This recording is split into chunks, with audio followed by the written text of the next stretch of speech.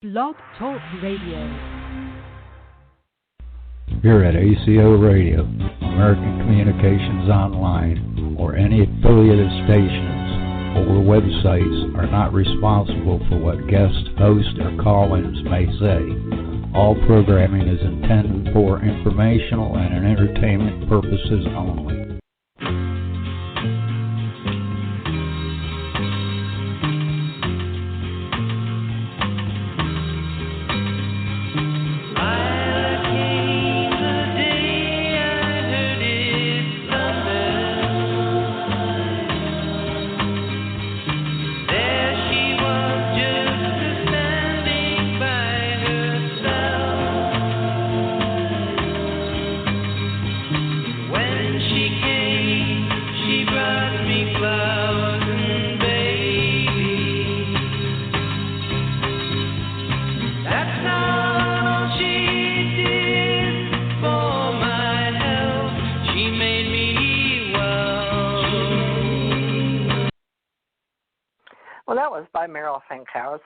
And wonderful music. That was Lila. He's one of our wonderful artists, musicians in our ACE Folk Life and ACE Metaphysical Institute. Welcome aboard, all you ground troops spinning around smartly on the planet. This is TJMRCT Radio, and we are a part of American Communications Online in the United States of America. But tonight we'll be helping ACE Metaphysical Institute, which is sponsored by ACO Association Community and UFO Association Organization with UAP Associates. Now tonight, we're very excited to introduce a friend of ours in social media. He's been a friend of mine several years on LinkedIn and apparently Facebook. And he's been on a couple of shows with me on another station. So we are deciding to give him a platform starting on Saturday nights to help us group all of our groups, because we have so many open source free social media in 2021, and he's willing to help us as a volunteer. He's helped many organizations in the past. He has a large resume if you'd like to look at it on LinkedIn. His name is Dr. Richard T. Knight. He goes by RT Knight, Dr. Knight. He's a known psychic and also a metaphysician. He's also a theologian and has at least as much experience as I do. So without a long resume, since you know you can find him on LinkedIn and Facebook, I'm going to ask him to come on board and introduce himself, and we will have a speaker at the last hour also to represent one of our organizations. Dr. R.T. Richard Knight. What do you want me to call you, Sir Knight? Well, yeah, that would be fitting, but you can just call me Rick. Because you see, I'm a little old mead maker. Yes. I'm a little old mead maker and an economy-sized leprechaun. So, anyway, let's not get off the track too well, but anyway. Yeah. Tell people what you'd like them to know. So, first of all, this will go on YouTube and, of course, iHeart, Stitcher, Spreaker, Spotify, all those wonderful places that everybody listens to their own podcast. So keeping that in mind, there's no telling where you're going to wind up internationally. So speaking to the entire world, we're going to have you cast a large, wide net of topics out there and bring in a lot of our organizations and people that are known spirituality as a category are spiritual people. They don't like to say they're about politics or religion, but they like spirituality and metaphysics. And we're going to do spiritual science, and I know you know all about that, so that's why I'm very excited that you're going to be helping us with the ACE Metaphysical Institute. So where would you like to begin with you have a little rundown on your theosophy, your theologians, or metaphysics? Sure. And then you can tell them about your security in detail. About all that, basically, I'll give you a 5-minute rundown. All right. First and foremost, you have to understand that I'm a being from a far, far away galaxy in a far, far away dimension, all right? And I am consciously aware of this simply because when I came into this earth as a born child, born with a veil, as the gypsies say, born with the third sight, okay, I was fully conscious of who I was and where I came from. This gave me a severe advantage because when the doctor slapped my ass, I grabbed his hand and told him, you do it again and I'll break it. Well, needless to say, infants don't usually speak, but this set the course in my life, basically. So anyway, I have doctorates in theology, religious science, divinity, and metaphysics. My doctorate in theology is represented through the University of Cairo, Coptic Seminarial Studies, created by Anuba Shenouda. May he rest in peace, as he's now passed over to the other side, who also ordained me into the Eastern Coptic Orthodox Church, the Holy See of the United States, as a bishop while he was under house arrest in Egypt. Okay, and that was around 84. Anyway, I have been an ordained minister with Universal Life Church since the age of 18. I received my first doctorate in divinity at the age of 20, my second doctorate, which was the one in theology, which was approximately age 32. And then in turn, I decided that I would create credentials to go along with my profession, since I have been a civil criminal investigator for over 45 years. I've also been a freelance consultant to the federal government. I have also worked both federal and state law enforcement for over 10 years. And I have been a freelance investigator practicing licensee in 26 states. I have also been a bounty hunter. I've also done personal protection as a bodyguard to judges and other superior people, or so they thought they were anyway, and all of this kind of thing. Spiritually aware of who I was and where I was coming from. So that meant that I was born with 14 gifts, all right, or 14 senses as they're called. You have 5 equivalents to your 5 natural gifts, which are sound, taste, sight, hearing, and all that good stuff, and touch. Of course, touch is very important. So anyway, you could classify me as being clairsentient. In other words, I am very aware of the presence of the spirits that are around me in the room, and I've been speaking and seeing them and beholding them emotionally and mentally and spiritually all of my life, which basically speaking you could say has been well over 60 years. All right? So anyway, because of that process, I've been enamored with the occult and spirituality and metaphysics and all things that are spiritual in their development of the self and in the development of the psyche and in the development of the spirituality of one's awareness. So I have been on the ascension path for thousands of years, okay? I'm a very old soul, and I actually belong to a race called the Ancient Ones, all right? They're very, very tall beings that are gold and shimmering light, and we do not take physical form normally because we're guardians of many, many races throughout creation. But anyway, getting down to it, this has also allowed me to watch metaphysics as a science and religion as a science transfer, transpose, and change languages at least 3 to 4 times during my lifetime. So in other words, we're all talking about the same stuff, only the languages and the names have been changed, basically to hide the not so innocent and actually produce more likely in our consciousness those who are innocent and those who are of a helping nature, who have big hearts and the basic interest of mankind within their heart and sovereignty. And so this is the space that I'm coming from. So understand that I have a universal awareness and consciousness, and therefore I am not limited strictly to the timeline of man. I am most proudly representing mankind in my human form and divine consciousness in my awareness.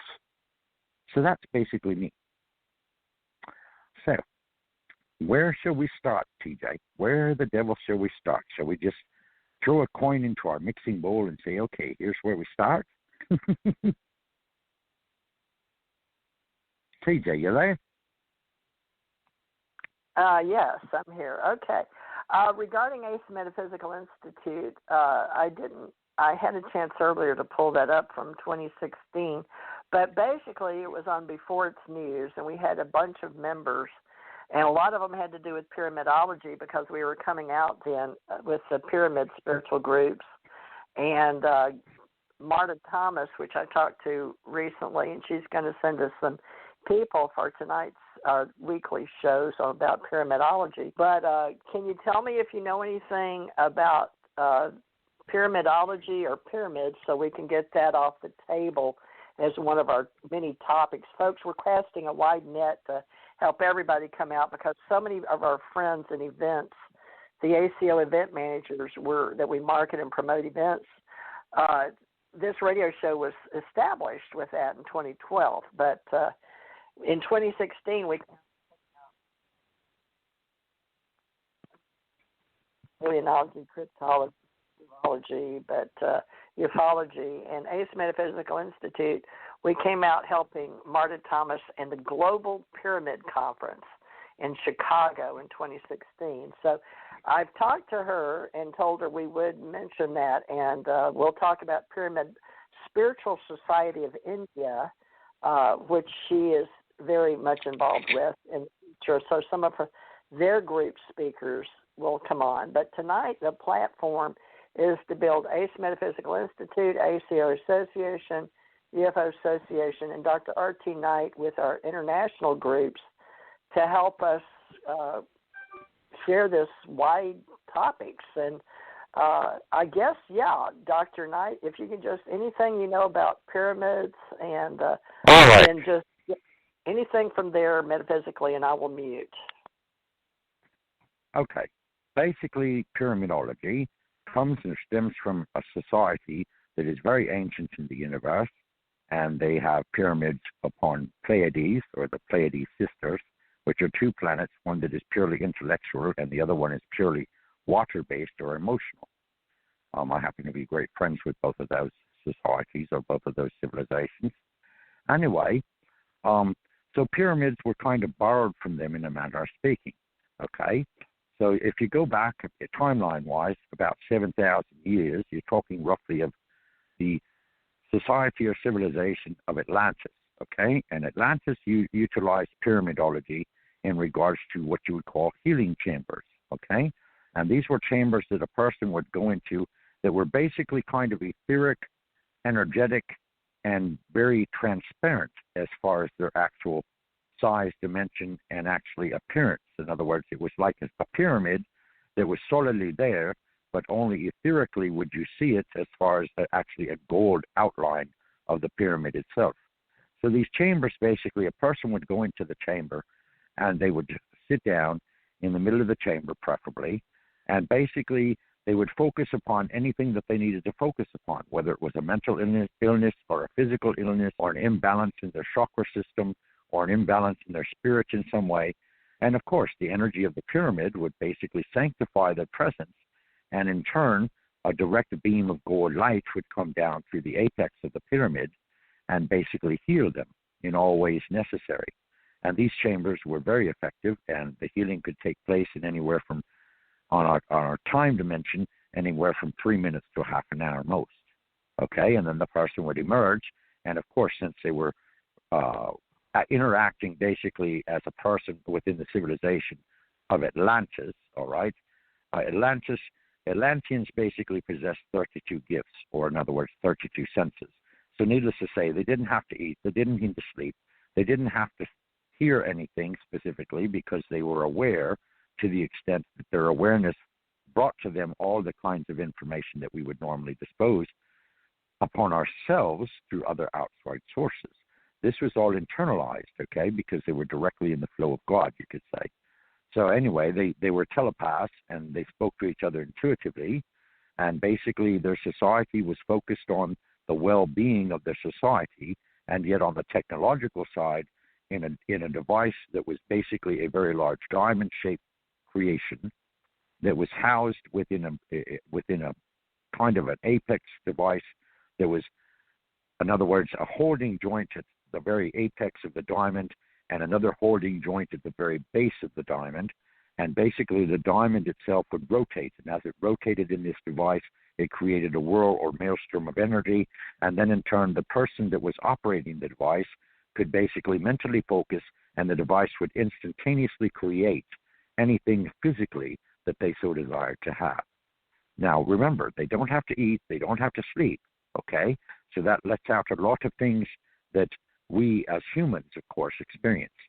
So anyway, it was very celestial in design. It was very creative in all kinds of different aspects. So in other words, if you wanted a tool to use, for example, whatever your arts or crafts may be, then of course it would create a tool for you. If you were a mentalist, which basically you would help people get over their issues mentally or spiritually to some degree, Then in turn you would create a harmonic device that would hit specific tunes or specific tones that in turn would help them resonate properly in the way that they were meant to be. Now, of course, as many are well aware, it's a war between the civilization of Lemuria or Mu and that of Atlantis. And the war was basically focused on regaining or taking control of this device of which I just described to you. All right? So anyway, the battle went on for quite some time because it was rather unusual, simply because both of these races were peaceful people. Okay, they had their own institutions, they had their own creativity, and they were basically close to being on the very same spiritual level as each other. So for them to suddenly or undertake a war that was based on greed was very kind of out of character of the two of them. But anyway, unfortunately, what happened was, when they were struggling to obtain the possession of this device, the device was put on or turned on, and basically it immediately intercepted the aggression and the greed that was being vilified by the controllers over these two races or civilizations. And as it did so, it expanded out and actually imploded.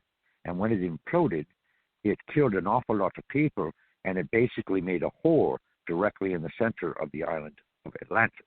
And this hole basically allowed the island to sink. As a result of that, when Atlantis itself sank, it created a humongous tidal wave that basically washed over the entirety of Lemuria, and therefore Lemuria toppled sideways and also went underwater. Now you're talking anywhere from 7 to as far back as 10,000 years ago. But there were a great many healing chambers as far as the pyramids were concerned. So if you flip forward about 3,000 to 4,000 years or more, all of a sudden you come up with the Egyptians, okay? Now you have to understand that the Egyptian race were very closely related in some aspects to the Atlanteans, okay? There was a great deal of hidden technology and a great deal of hidden mysteries that were never outwardly shared with the public. And of course, all of their god pantheons basically were actually, in actuality, extraterrestrials who were coming down in spaceships or craft, as they were referred to back then, and basically they would not interfere. Rather, they would, of all of those historians who are sitting about saying that there were hundreds of Egyptians pulling on cords to assemble the pyramids, sorry, that never happened. Okay, why? Because you had extraterrestrials who were standing in their presence who had the power of levitation. So this power of levitation actually moved these great mammoth stones and compiled them one on top of another, in turn creating each pyramid in turn. And of course, there were hidden chambers within the pyramid. Some call it the God chamber, some call it the King's chamber, etc., etc. And once you went into this King's chamber, you were actually in total alignment with the extraterrestrials who were aiding the civilization. So naturally, this chamber was hidden very, very intuitively and hidden very darkly within the pinnacle peak of these pyramids. Okay, and then of course, besides the King's chamber, you had a number of other chambers that were used by high priests and priestesses that were also indoctrinated into hidden truths and so on and so forth. So that was the mainstay of the pyramid as far as its outward form is concerned. Now, of course, underneath it, there were a large category of vaults and a large category of all kinds of hidden libraries and such chambers that to this day basically have remained hidden and undiscovered, other than those that have go down about 40 feet to 80 feet under the Sphinx, and you go through all kinds of hallways and chambers, and that's where you find all these hidden vaults of different libraries and so forth, which include the entire history of the earth, etc. So anyway, that's how the pyramids actually came about. Now, the pyramidal symbol itself, of course, is a three-sided dimension, and of course, the apex is always turned upright, which means that it is basically, utilized for creative arts or creative symphonies or the healing arts and the creative syndromes that mankind has at the base of their hearts. Okay? Now, of course, we as a generation represent all kinds of the elements, and the elements, if you notice, are also either upright or turned down in regards to the different elements that you're referring to, and there is always a pyramid involved. So, there is an extensive history of man's use of pyramidology. I would say, roughly speaking, about a 20,000-year lineage of the various pyramids and all their designs.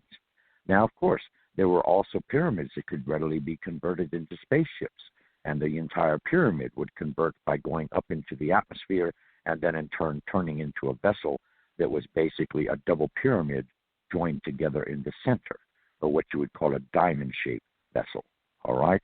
And these were used by various races that would come to Earth and visit and basically steer their children, more or less, because the Earth was started long ago by colonies of various planetoids and so forth. But we won't get into that. Rather, we're focusing on pyramids, okay? So the pyramid in its design is equilateral. Now, the interesting thing, as far as Jewish history is concerned, the Star of David is two interlaced pyramids, one upright and one downward, that have been equilaterally crossed upon each other to create a six-pointed star. So, yes, pyramids have been throughout our history and used both occult-wise, magically, and otherwise, esoterically, in all kinds of forms. So that's the lowdown pretty much on pyramids. And, of course, I welcome any opinions and any further information that any of our outward guests would like to perceive or like to share with us at some future point in time. You are most welcome. And as a general introduction, I would say that we welcome, of course, all of the pantheons that ever mankind has experienced. We also always welcome most sincerely all of our galactic friends and brothers and sisters, many of which are currently surrounding the planet in motherships as a very, very vast array of all kinds of vessels from many different planets. And this is something, again, people should be aware of. I personally have had several encounters when I was age 5, and I was led to believe that it was the Arcturians that did this. And I think there's a difference in races. We're talking two races, Arcturians, and basically Arcturians, Arturians. And I believe it was the Arcturians who actually abducted me. And at the age of 5, I was pulled off a swing in the late or start dawn hours of the evening, okay? And I was pulled upon this vessel straight up by a beam of white light. And once I arrived, I saw beings that were gray, I saw beings that were blue in hue, and I saw purple ones, all right? Now, of the three, it was the grays that were actually coming towards me and had me laid out on a steel or at least some kind of metallic bed or what have you.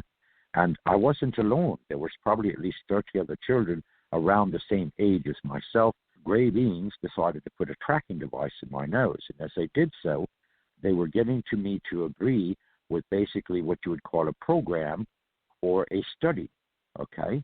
And the whole purpose of the tracking device was so that they could monitor me while I was here on the earth and study how other human beings reacted to me and rejected me for my abilities or my senses and so on and so forth. And so I don't know if it was a blessed gift or it was something that they brought out to me, but at the age of 5, when I was returned to the earth several hours later, even though it seemed like only several minutes, all right, I became a savant of languages. So I could speak 14 languages, fluently read, write, and speak them at the age of 5. Now, you have to understand that at this wee age, I was in a Catholic boarding school. And so, of course, being able to speak all these languages and to read minds and to do telepathy and to do telekinesis and all of these different gifts that came unto me because naturally I was the spirit that I was as I was born without any separation from Godhead or whatever that most humans go through, the erasure of memory. But anyway, as a result of this, they schooled me basically by doing me a grand favor, and that was to put me upstairs in a library with 10,000 books written in 5 or 6 different languages, and some of them were history, some of them were grand stories of adventure, and so on and so forth. So anyway, like I said, the Arcturians had made this contract with me, and the device was supposed to be taken from my nasal passages at the age of 17. Unfortunately, I had gone to a party with friends, and one of these other individuals who I really didn't know, he and I fell upon terse words, and I made the stupid mistake of following him outside. Well, anyone who has any conceivable knowledge, the last thing you ever want to do is allow your opponent the advantage of going outside of the room that you're in and closing a door, because needless to say, as soon as you open the door, they have the drop on you. So he sucker punched me, resulting in a broken nose. Okay? The nose was never healed until I became the age of 35, and I had to pay for the surgery myself.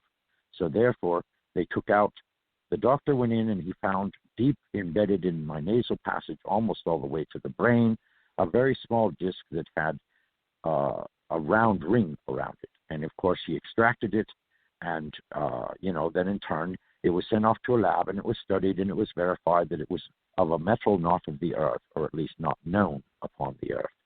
And then in turn, he brought it back to the lab, or brought it back to his office and so forth. And I was conversing with him, and I was asking what the results were, and that was the results I just shared with you. And then all of a sudden, the men in black appeared.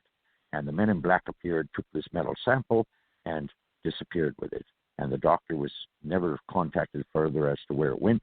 As rather fact, he was told that he would forget all that he knew in regards to having me as a patient and in regards to extracting this object. So, conclusion of my abduction at the age of 5. Now, after that, at the age of 17, I was in the Santa Cruz Mountains, because I am a native from California, okay? And in the Santa Cruz Mountains, I ran across a group that was basically had set up a stronghold, or what you would call a compound, deep within the forest, all right? And they had done so by clearing a large spread of trees, and the trees were basically more or less stacked up in a sense, one upon each other or interlaced with each other to create a boundary around this compound, which was basically grass, more or less. And I met two beings, and I don't remember now if they were Pleiadian or exactly what race they were of, but they did impress upon me that they were extraterrestrials by all means. Fortunately for me, the three of us, those being two, and of course myself, we had a very strong connection intellectually and also intuitively. So they themselves left me in charge of the compound, believing that I could be what you would call a master teacher to all the followers that would in turn gather upon their predisposition, because in fact the ship went and hovered over New York, and the two beings beamed themselves down to a conference center, and they held an open conference with about, 40 journalists in the room, and probably some other amazed individuals that had come to find out that that's where they were going to be at the time they were going to be there. And so anyway, they approached everybody, and they were very calm, and they were very intellectual, and they were very peaceful. And they announced themselves as being from wherever it had been that they'd come from, because I wasn't present at the time. I was only seeing this by what is called remote viewing at the time, okay? So anyway, they were presenting themselves to the room, and they were very widely received and welcomed, and so on and so forth. And of course, the inevitable challenge came up, or proved to us that in fact you're from somewhere else. Do something that will prove to us that you're not human. On this invite, basically these two beings walked straight through a 3-foot thick cement wall, okay, into a room on the other side where there were a few other people gathering, having drinks and so forth at a bar there. And of course, they presented themselves, and they turned immediately around and walked right back through the wall. And of course, when they returned to the journalists, they were not harmed in any way, shape, or form. And of course, this was much to their amazement. And they basically said, well, we have presented and we have demonstrated that we are not of this earth. And because of that, we shall return to give you more knowledge from our plane of existence when we so choose. And as soon as they said to so choose, they immediately disappeared, because, of course, they were retracted up to their ship, and the ship in turn came back onto the Santa Cruz Mountains. And by this time, I had listened to all kinds of tapes, because naturally back in this day, this was probably around, I was roughly 17 at the time. So that would have been, 55, 65, 72. So around the early 70s, all right? Back then, of course, things were a whole lot different than they are now. People were very different, and things were more readily accepted, because you had the hippie movement, you had metaphysics, you had the spiritual movement, you had all kinds of different things going on that were designed to improve and increase people's awareness. So anyways, they went on and they said, well, you know, we would really, really love for you to be a teacher. And I said, well, what is the ultimate motive? What is it that you're attempting to accomplish? And they said, well, we would like to set up a colony here on Earth. And I said, well, I don't know that I should be involved in the likes of such. And they said, well, you know, we would really appreciate it if you would. And I said, well, you know, I'm going to have to go off and run my own life. And basically, I'll get back to you, or you can visit me at some future point, and we'll discuss what needs to be going from there forth. And so anyway, they took off in their ship, and I was left at the campground, and I basically reins of the situation over to a couple of other individuals who I thought were upstanding. Well, in my absence of a few months, I learned that these given individuals had basically hypnotized, in some manner, way, shape, or form, all of those who were the devotees or devout followers of the ETs that had been there originally. And they basically proceeded to tell these individuals that basically the starship was going to come back, and when it came back, they were going to be given a ride to whatever dimension they wished to be deposited in. And of course, this was completely false, but like I said, it was going on behind my back, and I'm sure the ETs had no knowledge of it either. So as a result, these kind of very base human beings were fleecing these people for everything they could get out of them and growing rich in their bank account. Well, of course, the word spread, and it didn't take long, and it got to the ears of the FBI, and the FBI raided the compound and arrested the individuals that were involved, and they were immediately jailed and then in turn sentenced to prison. So then from there, I went on down further into the Santa Cruz Mountains, and I happened to see a flyer that was stapled to a telephone pole, and it was telling about an exhibition that was going on at an old theater, and it was happening a couple of weekends away. So I took the flyer and I deposited it in the car, and I went back, and of course I came back a couple of weeks later, and then in turn I went to this presentation. Now the odd thing was, and I say it was very odd, okay, this individual was very, very intellectually inclined, and he was very smart, and he was very intuitive, as he was himself, okay? The very odd thing was that finally when the presentation gets around to being presented, he come to the stage inside the theater that held maybe 1,000 people at best, you know, with seats and a balcony and all that kind of good stuff, one of these old-timey theater type things. And basically he stood there in front of us on the stage, and all of a sudden it was like his whole character changed. And it seemed to me that he was basically being mentally manipulated and utilized as a voice box for a third party who wasn't present in the room. And he went on and on and on and described all kinds of different metaphysical aspects and all kinds of metaphysical truths and all this kind of stuff. And basically he had won over the entire 1,000 people with very little effort whatsoever. But the odd thing was, you couldn't approach him. In other words, it was almost like he had a force field around him when he got off the stage, because the presentation had gone on for maybe a couple of hours. And he got off the stage, and as he was coming forward amongst the people, they could not physically get real close to him. And so finally he got to me, where I was sitting kind of, I'd say about halfway back from the stage, and I had a good view and all that kind of stuff.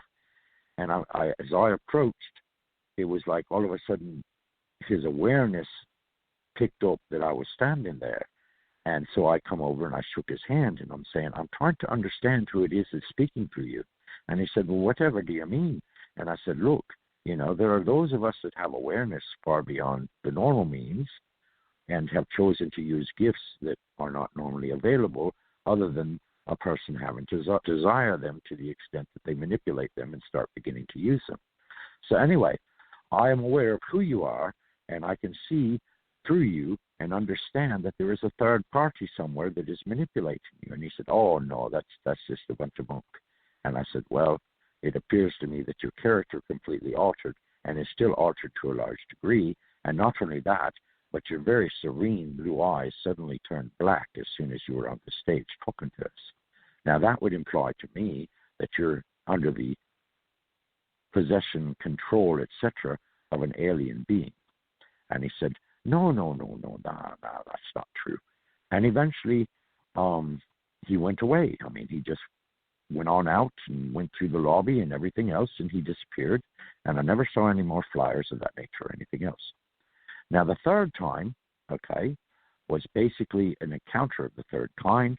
I was driving my car up around the Santa Cruz Mountains, once again, which is a lovely place. It's got kinds of different things, all kinds of huge trees that are very, very, very old.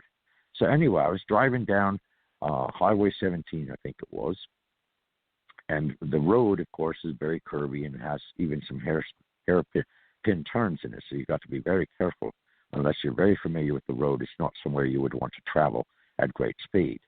So anyway, I stopped along the side of the road and parked across the road from a kind of like a modern, well, not a modern, but I mean kind of like a general store, okay? And they had hot dogs and hamburgers and various other hot sandwiches, and they also sold cold drinks, and they sold all kinds of various sundry items and all this kind of stuff.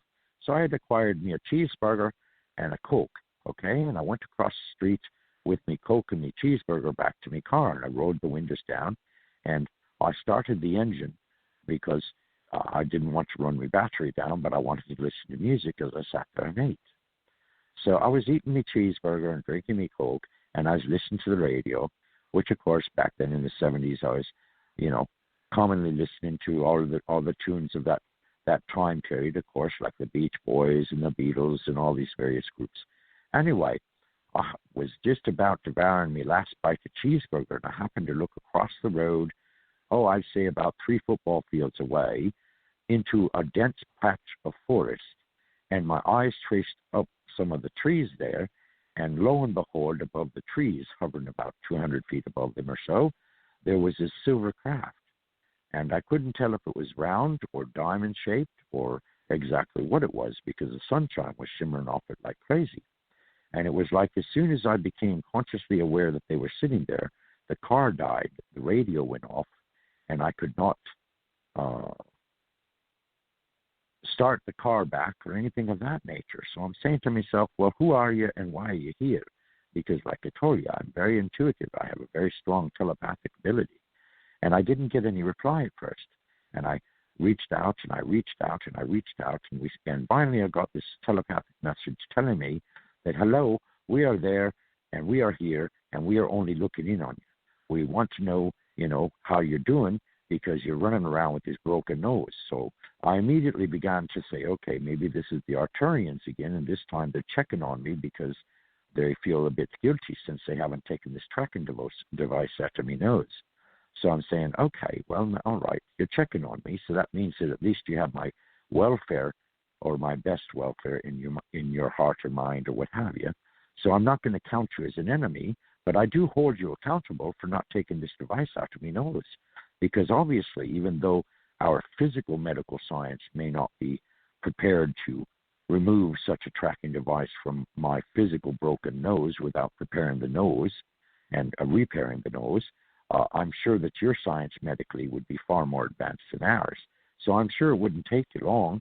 And they said, oh, no, we're not going to be doing that because we're finding that you're the most interesting individual with all kinds of encounters, not only of the ET or extraterrestrial design, but also with all kinds of spirits and all kinds of phantoms and all kinds of entities and all kinds of things.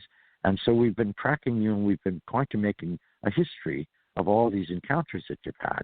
And of course, we in turn have been sharing with our brothers from the Pleiades and our brothers from several other galaxies and so on and so forth. And I said, well, isn't that wonderful? And so finally the ship began to hover upwards, okay? And the next thing I knew, it just completely vanished. It went straight up in the air and could no longer be seen. And my awareness said, yeah, they're gone. And it was at that time that my engine would start once again, and my radio was playing, of course. And I'd already finished me cheeseburger, basically speaking, and half me Coke. And I said, oh, this is just weird as the hell. Because, I mean, yes, I'm very open-minded, and I'm very intuitive, and I have been studying the occult basically since birth and been very much aware and in tune to spirituality and the spiritual nature of things. But at the same time, you still have the human aspect in the saying, well, That was a rather strange encounter. And of course, my spirit is saying, yes, indeed it was, but it's over with now, so go ahead and carry on with the rest of your day. So, of course, I pulled out. I've had all kinds of strange and unusual encounters, and basically they have widened my perspective from all kinds of different ways and all kinds of different aspects. And that's just me. So I come forward with you tonight, and I say that, hey, if you're out there and you're listening, those of you who are into ufology, or those of you that are into pyramids or Atlantis or Lemuria or any of these other societies, or you have opinions that you've festered or you have questions that you would like answered, then I suggest that, you're welcome to call in. And by all means, do bend your ear and listen to us, because we'll be here every Saturday night from this point in time forward at these hours from 8 p.m. to 10 p.m. Eastern, thanks to the gratuitous nature of my divine host. Well, actually, she is my producer, okay, since I guess I'm the host to have it grammatically correct. And that is, of course, the lovely T.J. Morris, who basically is coming out of a cave, in a matter of speaking, because she's been there, but she's always been in the background. So now we ask her to come forward in the foreground so that she can reach out to all her contactees and have all myriad associations, organizations, and so forth, who basically, I would not say she's lost contact with, but at the same time, she's been kind of what you'd call nestled, okay? And I mean, we all go through these periods in life where we like to nestle ourselves simply because we've got a lot going on, and there's a lot happening to us personally in our personal lives that oftentimes detract us from that which we do outwardly. So, TJ, might you have another 2 cents you'd like to add to the situation? I like listening to your stories, and you remind me of so many television shows. What I'm sharing? Well, I've shared life in television, but very rarely have I appeared on television. When Will I Be Loved with Stephanie Powers, when she used my, they used my showroom, my corporate showroom in Atlanta, Georgia, and I understand you're from Valdosta, Georgia, so you could appreciate that the southernness in me was, I was just a standby. On the escalator, my husband and I, for hours, they got to use my backdrop as she was playing a person such as myself. I was actually the person with the real life, and she was the actress, and my husband loved Stephanie Powers. That was his perfect woman ideal. Oh, my God. So, and I got my children in back in the day in California when I had a showroom there for my corporation was down in the California markets. We did all kind of alternative to leather, Quercus oak, and clothes and shoes and jewelry, and I actually got to go to Spain then, but that was in California, and I understand you're from California too, so I find it interesting.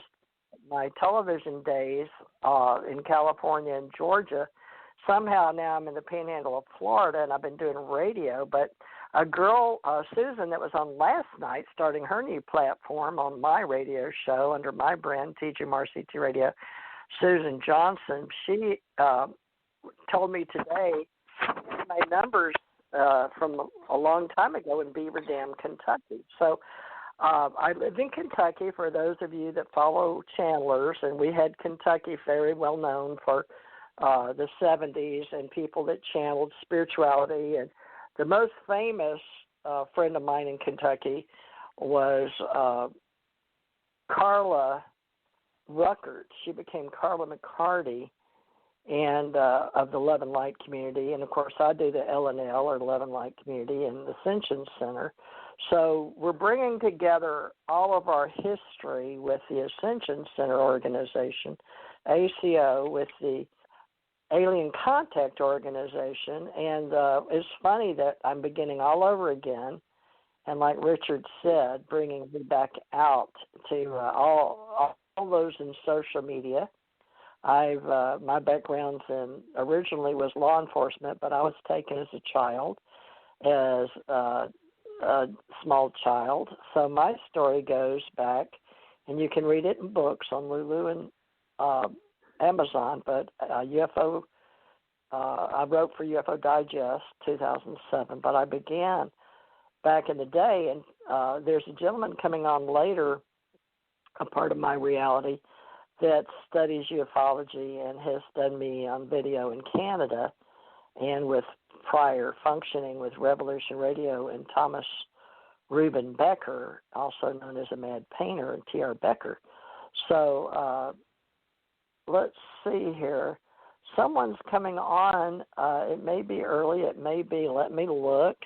But the fact is, yes, I'm an alien ET contactee, and I'm very proud to have a lot of friends in social media.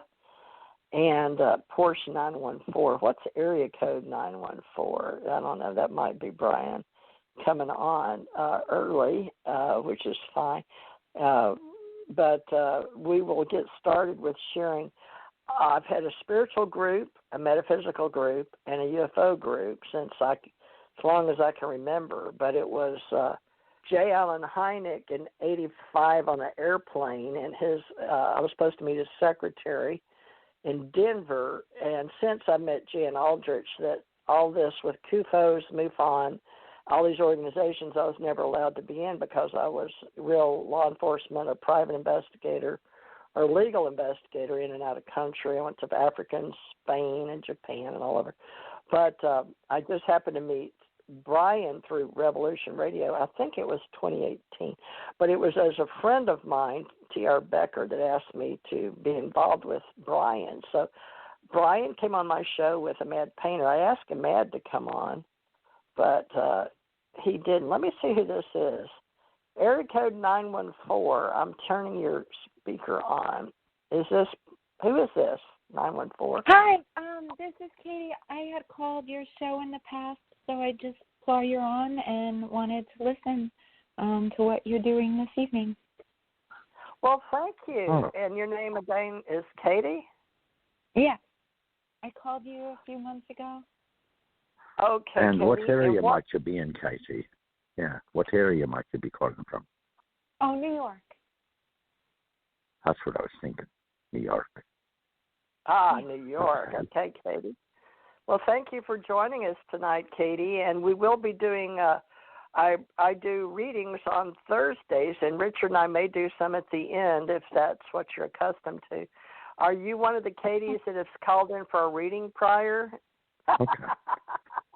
Well, we'll be doing that. We'll be setting up a platform for Thursdays, and it'll be mini readings. And if you want a more prolonged reading, then of course you're welcome to contact either of us in private. Okay. But mini readings, we will address whatever question happens to be on your heart or mind, and then we'll basically bounce it off between the two of us and give you whatever we get, more or less. I used to do the like as such with Andrew Aloha out of Arizona, and we did that for a couple of years, and we used to have quite some success. We had lots of people calling in because everyone was always of the mindset that they needed an answer. Now, of course, being realistic about the whole thing, okay, speaking from the spiritual being that I am, I would tell you, Katie, that you always have all the answers that you ever need within your own being, okay? But it's fun to be social, and I love, talking to new people and meeting new people and getting to know them and all that kind of good stuff, because that's what we're here for. It's what radio is all about. It's reaching out through the airwaves and influencing people in a positive manner, whatever way it may be. So we sincerely do appreciate you at least listening in, and you have a blessed night. You as well. Thank you so much. Lovely speaking with you both. I'd like to listen to the show. Well, sure, thank you. by all I hope means. you learned something. Thank you, Katie, Me for too. supporting us. Thank you. I hope you'll hit our like on the outside of blogtalkradio.com. If you guys can get on the computers, it's blogtalkradio.com. And my brand since 2012 is TJ Mars ET Radio. And yes, we do have a lot of followers. And I'm going to mute you, Katie, but thank you so much. And don't forget, we have Suzanne Thursdays. And I think that Dr. Knight may pick up Wednesdays with me, but we're going to work out a platform Wednesdays and Thursdays. So I'm putting you on mute. And back to the story. Yes, that, as you can see, I'm known as the Cosmos Ambassador.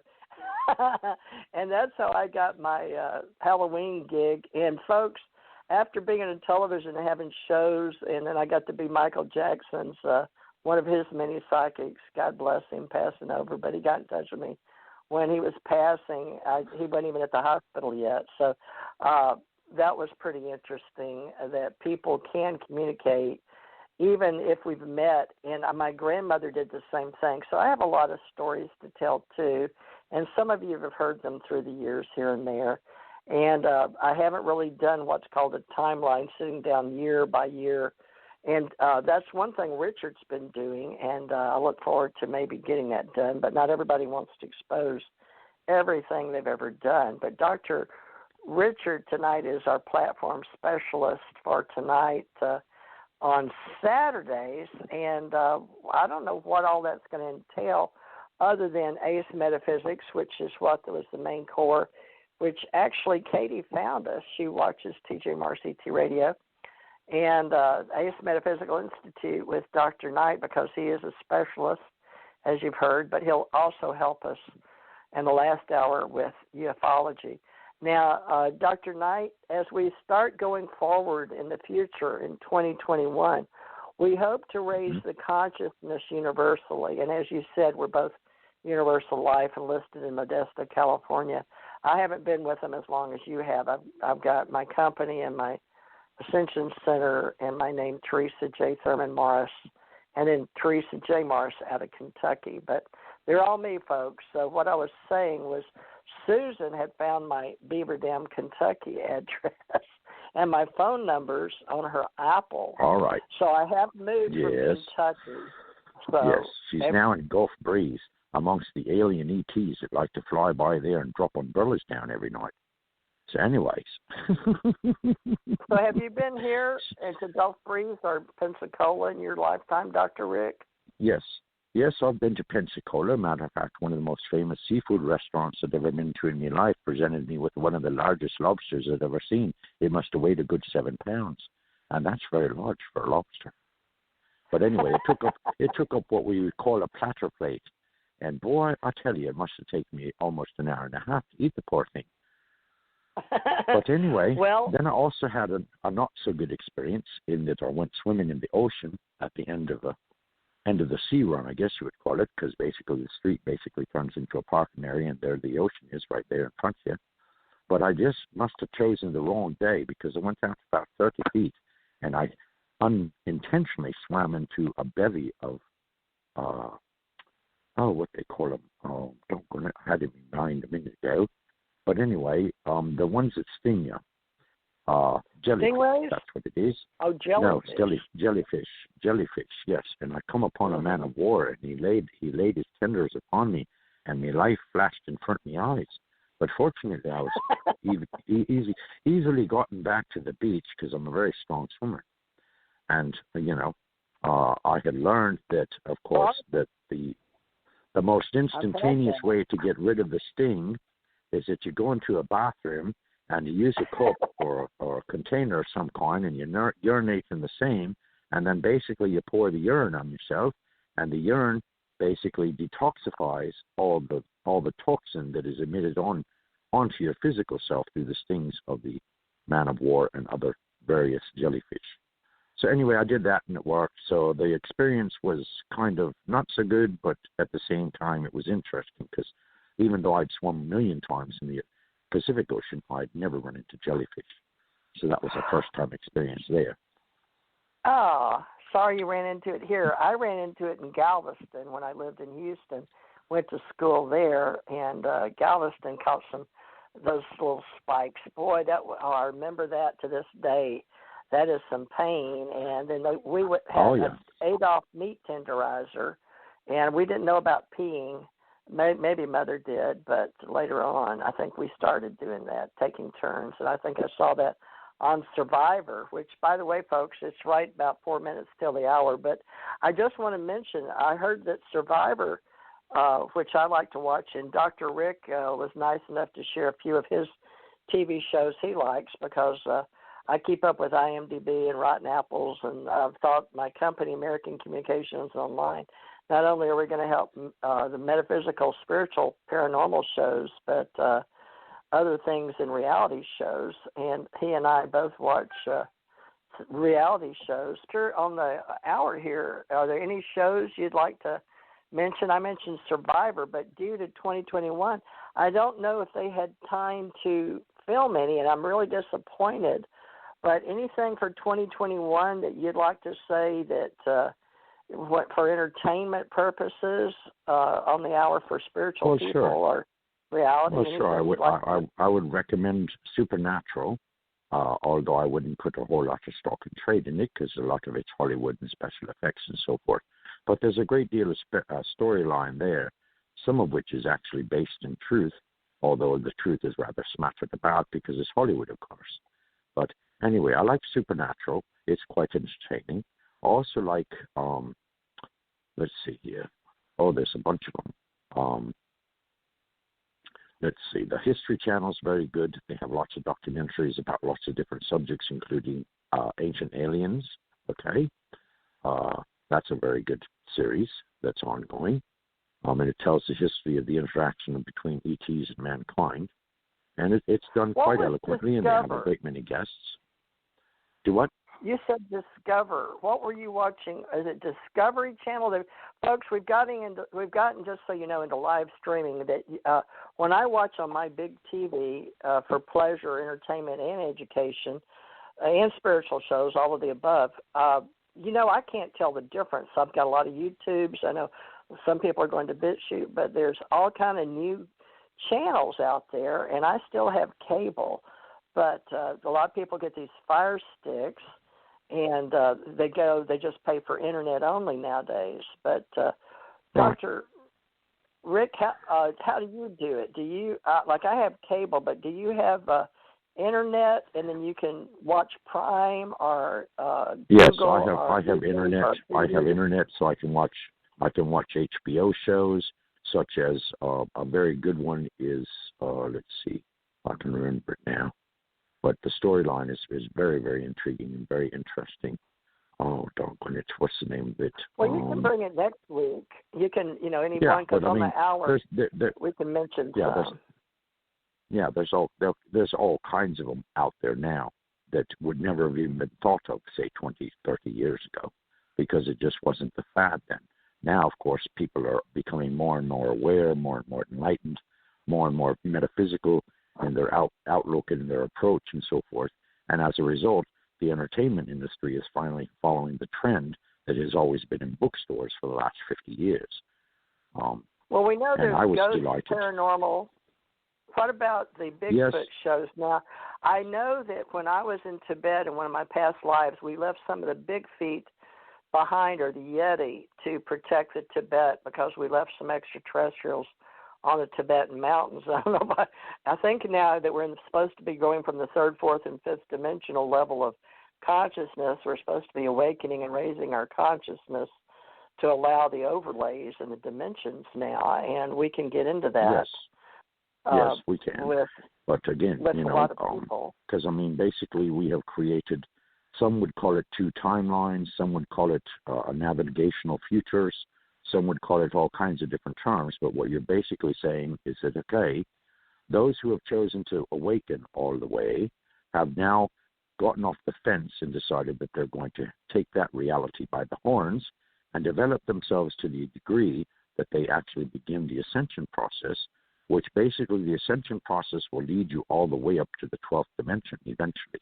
But as we are beginning here on Earth, and most of Earthlings or general persons, most likely, would start at the 3D matrix, which is where we're at right now, and you would ascend, which would mean that your awareness expands out to the degree that not only do you see 3D, but you also see the fourth dimension overlaid over the 3D.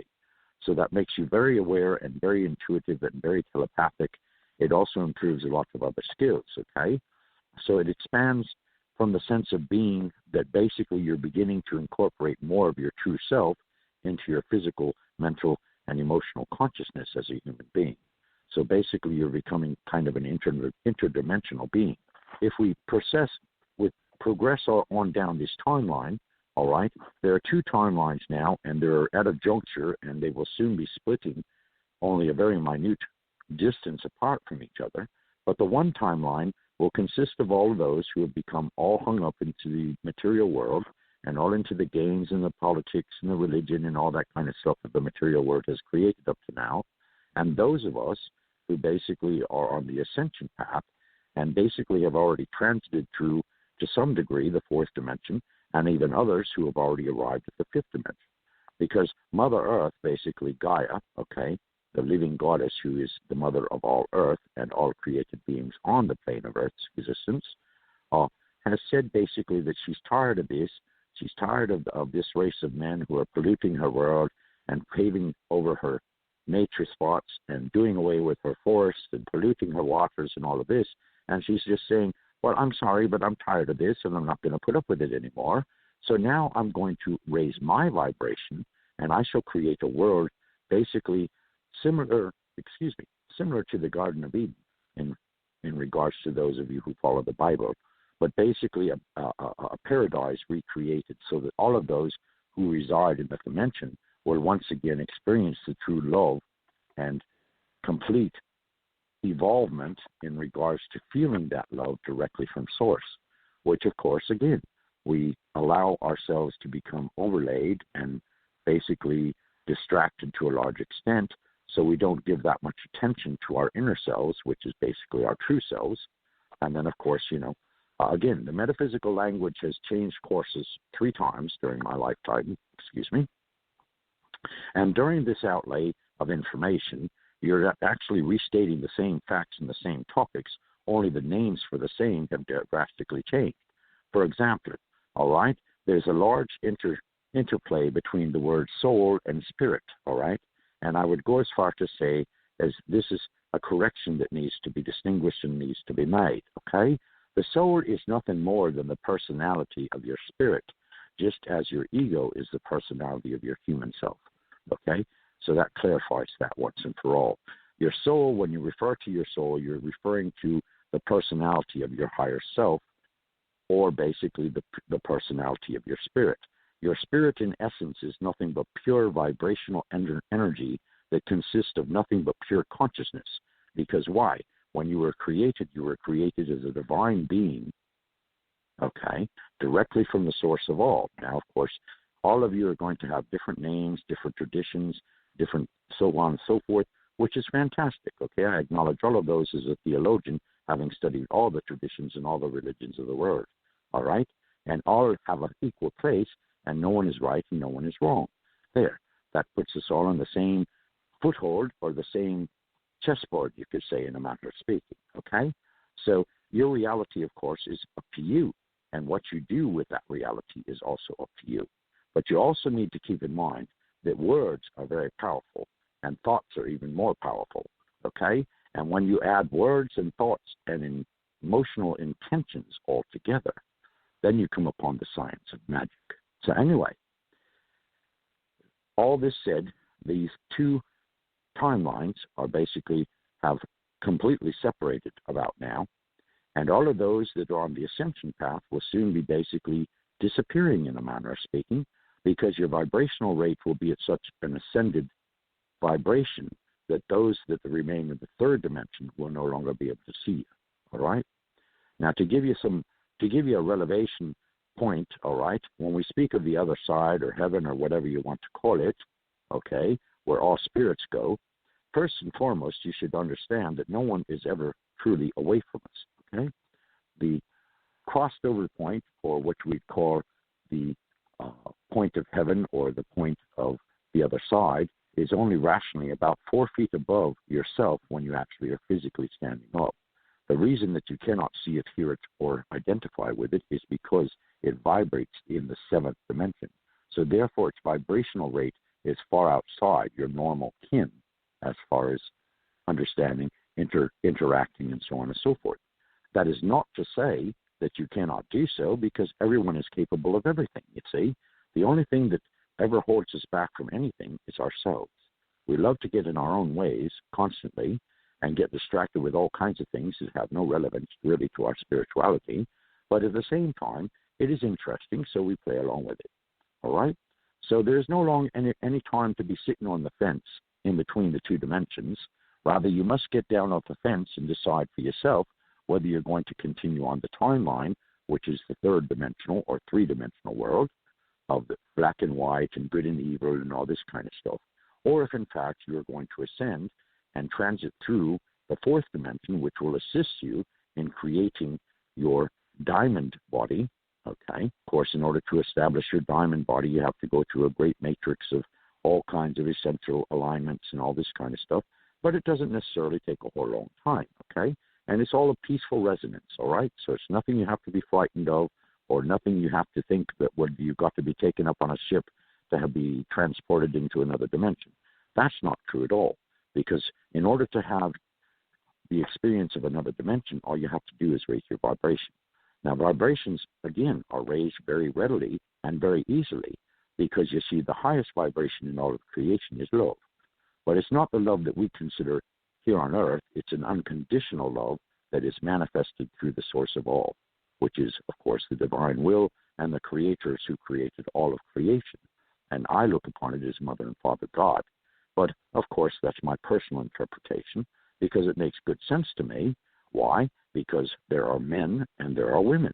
So why wouldn't you want to make a man in the image of God and a woman in the image of Goddess, you see? And again, here we have equilateralness, all right? There is an absolute, complete, supreme equality between the two. And if the truth be known, God himself is rather kind of lazy, okay?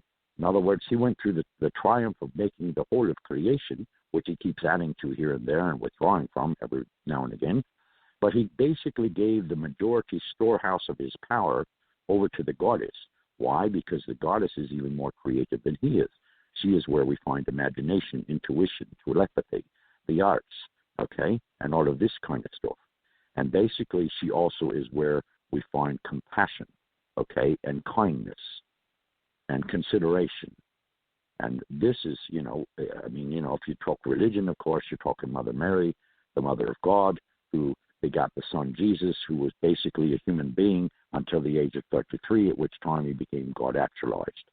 So anyway, and I'm not going to go on into religion because, yes, it plays a part in metaphysics simply because there is a mystery side to religion, just like anything else. We have an outer school and an inner school, and the outer school is practiced by those who are the followers, and the inner school are practiced by the priests and so forth who have been initiated into the facets of their tradition. So anyway, just as I am a Coptic bishop, I was also introduced inner side of the Egyptian tradition, okay? Not the outer side, the inner side, all right? And the priests within our lineage, of course, have upheld those traditions for thousands of years. But they won't talk to you about it, of course not, because on the surface, to the regular mind and heart of man, they want to be perceived as good Christians. And indeed they are, even though they do address the apocryphal texts which have been deliberately left out of the Bible. So anyway, before getting off into that tangent, the two timelines again, okay? One is 3D and one is 5D. And you have to make a choice what your immediate future is going to become. Are you going to remain here in 3D, or are you going to transit in your ascension process and vibration and frequency-wise into the fifth dimension? And if you do so, like I said, eventually, who knows? I can't tell you how far in the future we're talking. We may be talking a couple of months.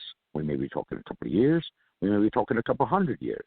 Because in addition to all of this taking place, all right, we are at the end of a Kali Yuga, which the Tantric in the Middle East and so forth, and also India and various aspects, because I recognize Hinduism as a very valuable tradition.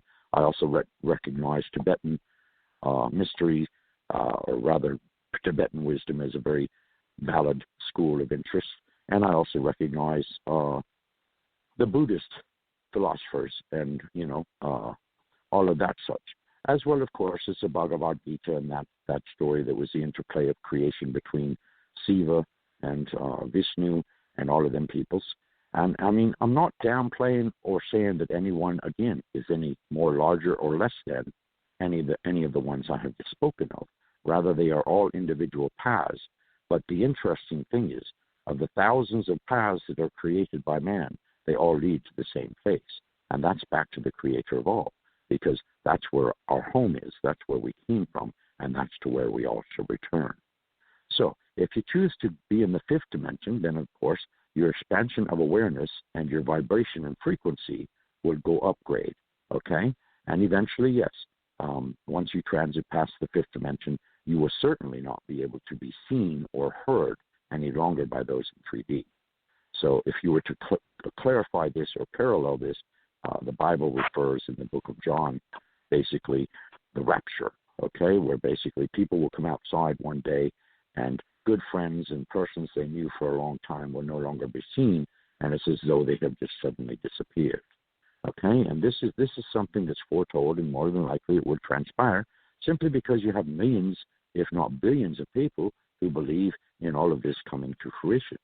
So you have to remember, all right, that you yourself as an individual are a co-creator of your world, and even to some extent, the branches of where your world intermixes with the outward universe. And so as a conscious co-creator, you create your world and all that transpires therein. As a conscious co-creator on a mass race level, okay, you participate in the overall consciousness of mankind. And the overall consciousness of mankind is basically the trendiness of where mankind themselves see themselves as evolving, whether it be spiritually, whether it be awareness-wise, whether it be technology-wise, et cetera, et cetera, et cetera. So you have to determine for yourself what dimension your world is going to resonate in.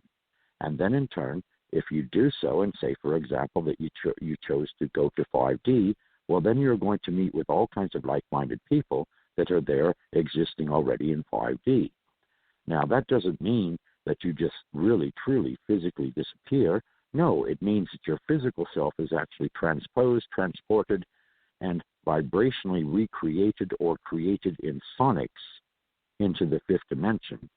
And basically, you no longer have a use for a three-dimensional body, because that three-dimensional body has been basically raised in its vibration and frequency, so that in turn, through the ascension process, the whole ascension process is nothing more than assuming the responsibility of becoming more and more of yourself, you see.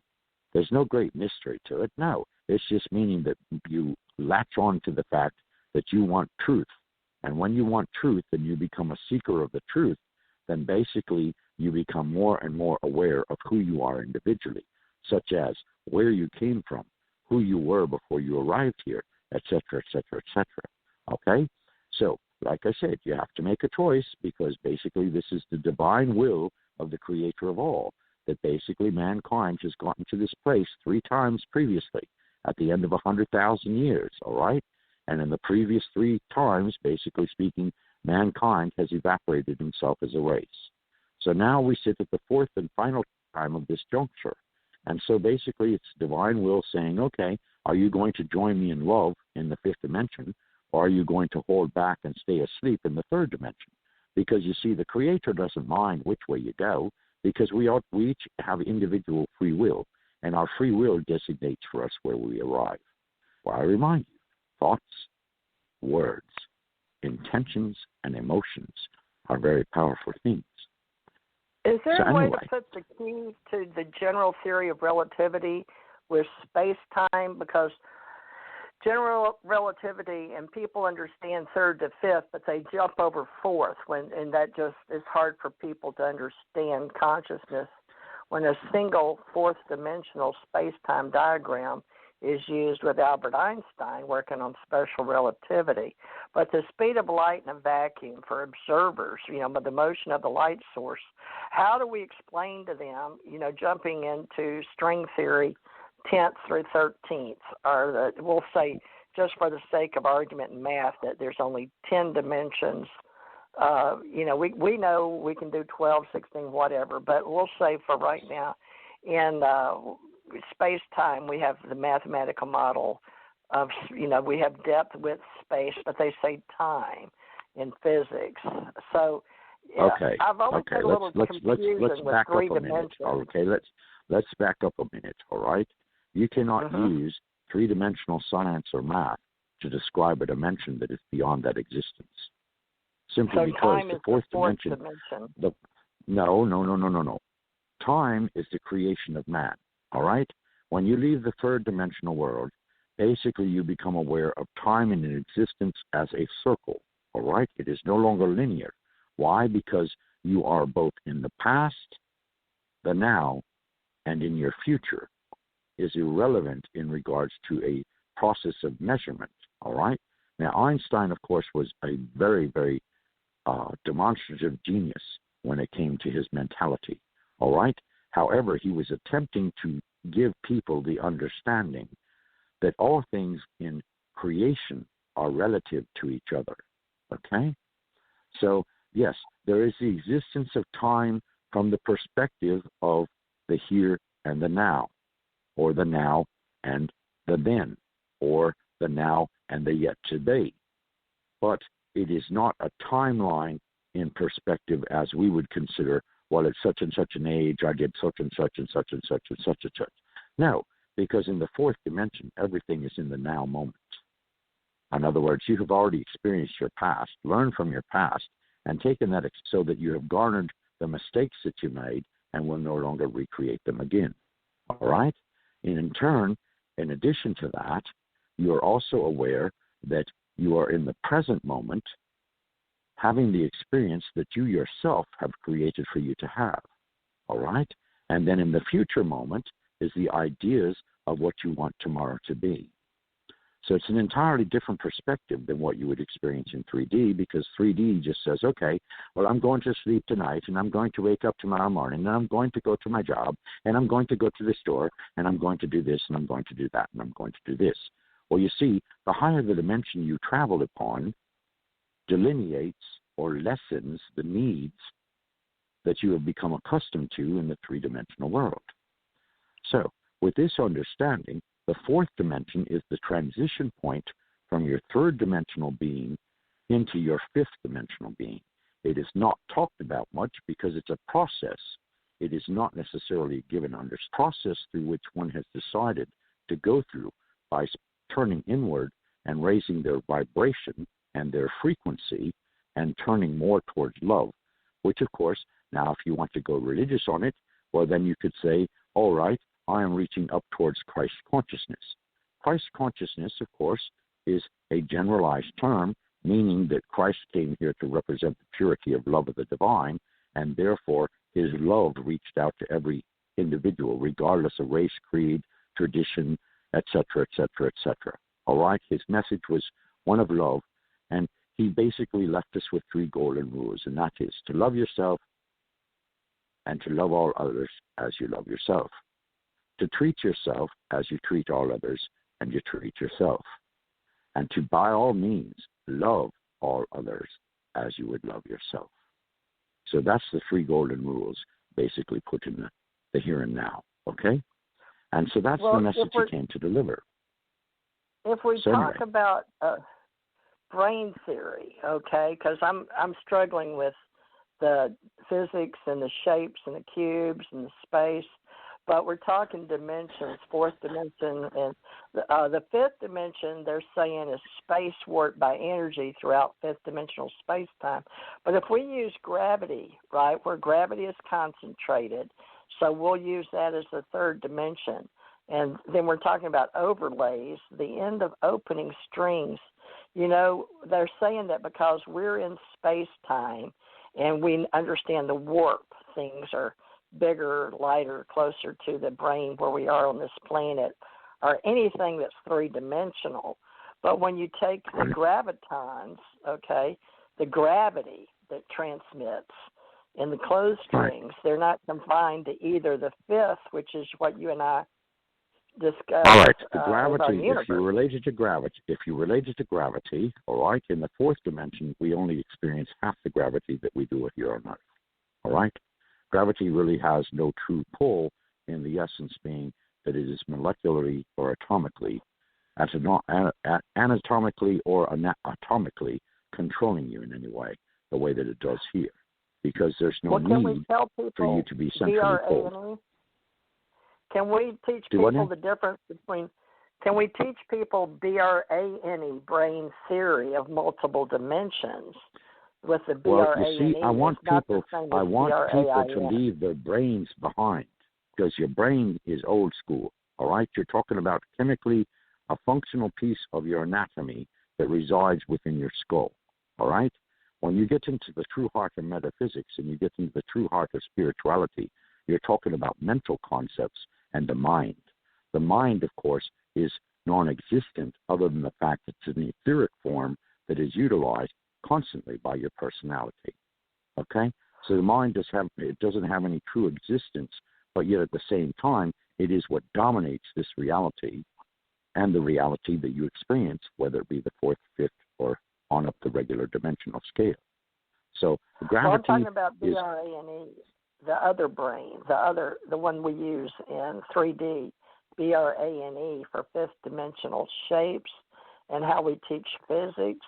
But that fifth dimensional space, when we jump over the gravitons in space, because they're still using gravity space in the BRANE, in the according to string theory. But okay, well, that's fine.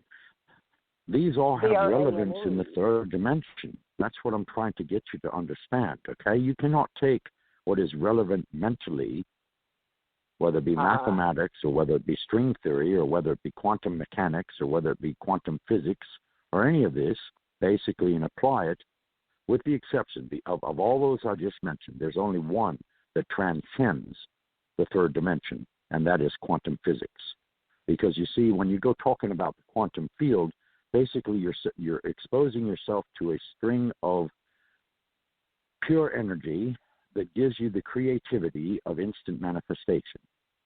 And so basically, if you surround yourself in the quantum field, which is brought about by being in the here and now, or the now moment, or the 0 point in math, okay? When you reach the 0 point in math, you are neither convoluting forward nor convoluting backward.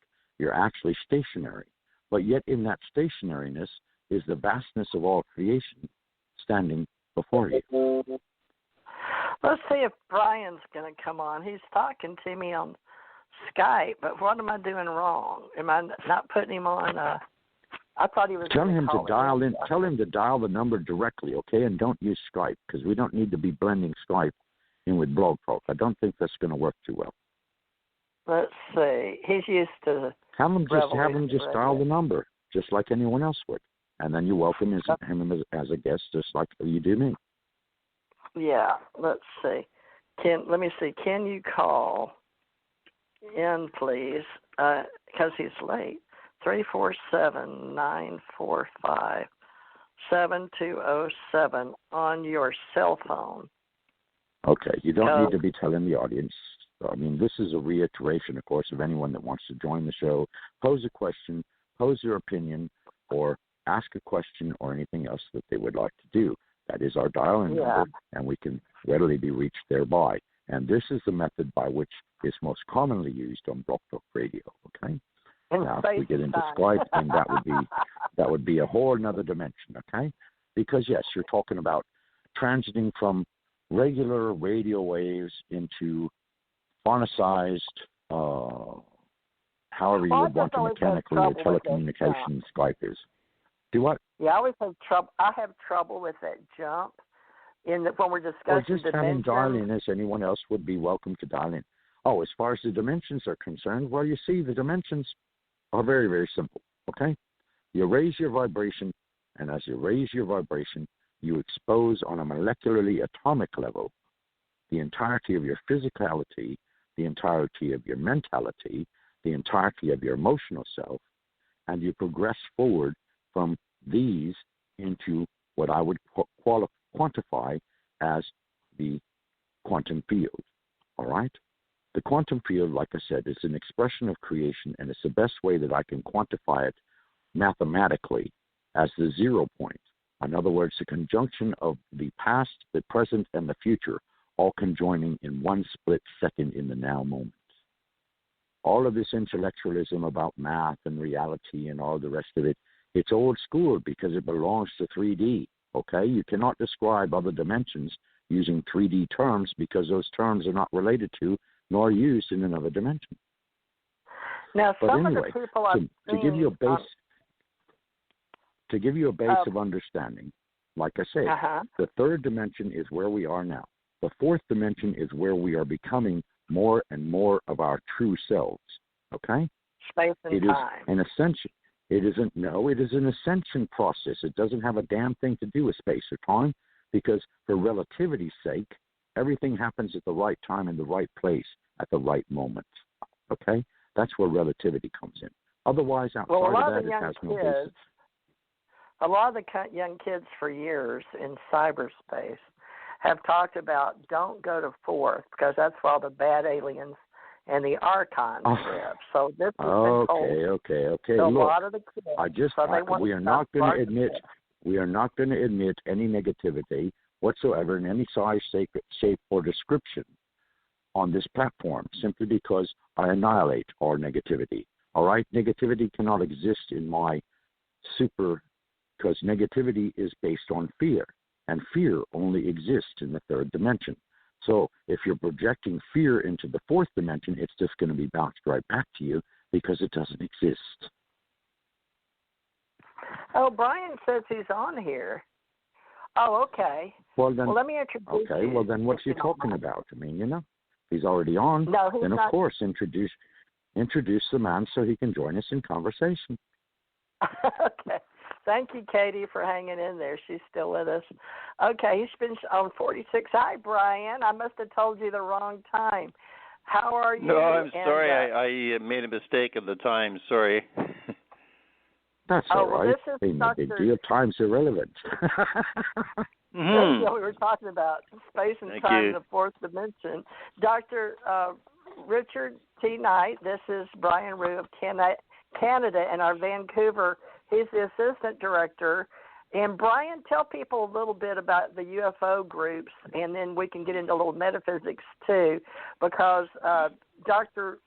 Richard Thomas Knight, not Dr. Rick, over there close to you in Oregon, but this is the other Dr. Rick in Georgia.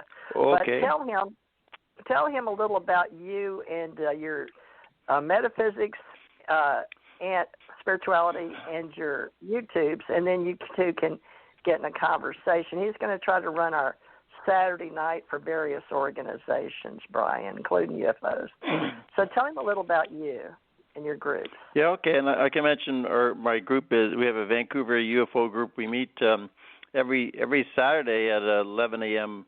Pacific Standard Time. We just met with a dozen people today. We do a Zoom video, and we focus on experiencers. Like we have an abductee here, Jeff Selver, who's had close contact with the Greys, and he's writing a book. We've done 20 hours of videos with him. And we have a YouTube channel called Vancouver UFO. So we've got about 140 members, and we're interested in the idea of a federation of planets that Earth should join this. Jeff's had a favorable relationship with the Greys, and last Saturday we had a woman, Crystal, in Vancouver Island, who's also been in touch with the Greys and also gets messages about a federation of planets. Myself, I'm a Buddhist teacher by profession. I taught for 20 years, of course, meditation and Buddhism around the Vancouver area, and I've been making videos since 2011. I've got 2,500 videos on my BitChute channel, whole playlist called UFOs and Aliens. I cover other subjects like New World Order, history, things like that. So I've been a controversial figure. I've had about 6 million hits. I get about 7,000 hits a day on my BitChute channel. But my big focus is whatever affects humanity the most, like the biggest issues, the biggest opportunities, or the biggest dangers for humanity. That's what I focus on. I've been concerned a lot about the globalists, but I think the dark side of the reptilians are working through the globalists, in my view, and then there's the good side, the Federation with the Greys. So it's all very mysterious. We don't know for sure what all the aliens are up to and how many there are, but that's my big interest. Yes, I'm a meditator. I've done some channeling as well. I feel I get messages. I'm sort of a C average channeler, not the best in the world, but I have a real Buddhist worldview of the devas, the higher realms. So I have a Theravada. I was a Buddhist monk in Thailand, so I've got a Theravada Buddhist worldview. So what else can I say? I can ask many questions. That's a mouthful. Yeah. You just gave us a mouthful in a very brief few sentences or a very brief few words. Now, I can identify and sympathize with your Buddhist roots simply because I followed the Vajrayana path or the lightning path in this particular incarnation. And I became enlightened by a lightning strike on the etheric level, and basically it took me from what one could say the conscious awareness from my physical attributes to the conscious level of my divine self. So yes, in old school terms, you could say I became instantaneously enlightened. Now, in addition to that, of course, I have also spent thousands of years upon the path of bodhisattvahood. And basically, I'm happy to announce that I'm closing in, and I'm getting there, which is wonderful. But at the same time, there's not a lot of people that are going to understand what a bodhisattva is. But basically, what a bodhisattva is basically it's like a stage of development along the lines or equivalent to, in some ways, the Buddha himself. In other words, a bodhisattva basically has a heart of compassion and a heart of genuineness that when they appear to others, basically speaking, they are there to give them divine inspiration or to divinely intervene if, in fact, they find themselves in an out-of-the-way place, okay? So I can relate to that. And, of course, I also am a Shaolin monk, okay?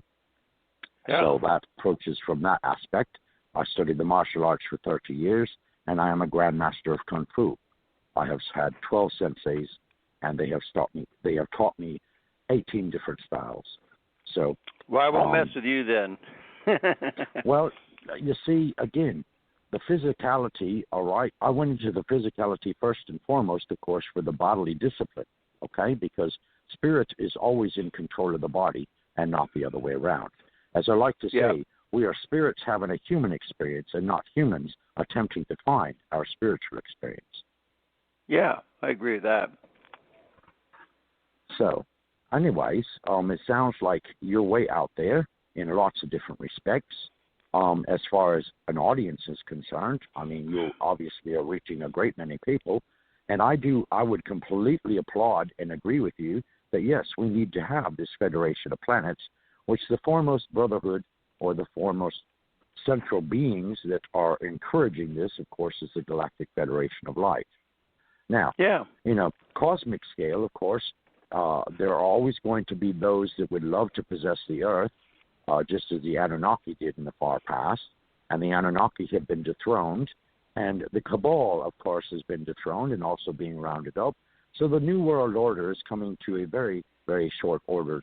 It's like they're driving through McDonald's and they get into line, and basically as they drive away with their food, they're suddenly inducted into a chamber of cocooning, okay, because they need to be reschooled because they've lost the identity of who they truly are and have gone over into a manifestation of their more gross or materialistic being and have lost touch with the love and the divineness within the center or core of their being. So they kind of have to be cocooned or reschooled, you could say. So it's not really that we're harming them, but at the same time, we're getting them to divorce their lesser nature because their lesser nature has been one of controlling others and manipulating others and stepping on people to get where they desire to be, and this is just no longer going to be tolerated. It's just a frank fact. Again, this revolves around divine will, okay? So if you're saying that the creator of all is looking down on the planet Earth into our galaxy, into our universe, and so forth, and making the divine decree saying that mankind now needs to either ascend or sit on his ass and take another ride on 3D for however long that may be, or go ahead and ascend and develop his 5D awareness, which means he goes to the core essence of his self, develops his true self, and becomes consciously aware of who all he is, or they or she is, of course, because I'm speaking of mankind in a general term. Of course, I'm not specifying any particular gender. I'm just talking to us as a race, all right? Now, our overall consciousness, of course, I would say that probably 80% is ready for the conclusion of the matrix reality or that which is generated in 3D. Okay? You also, so with an 80% majority, of course, then in turn we are going to recreate and join ourselves in a fifth-dimensional reality.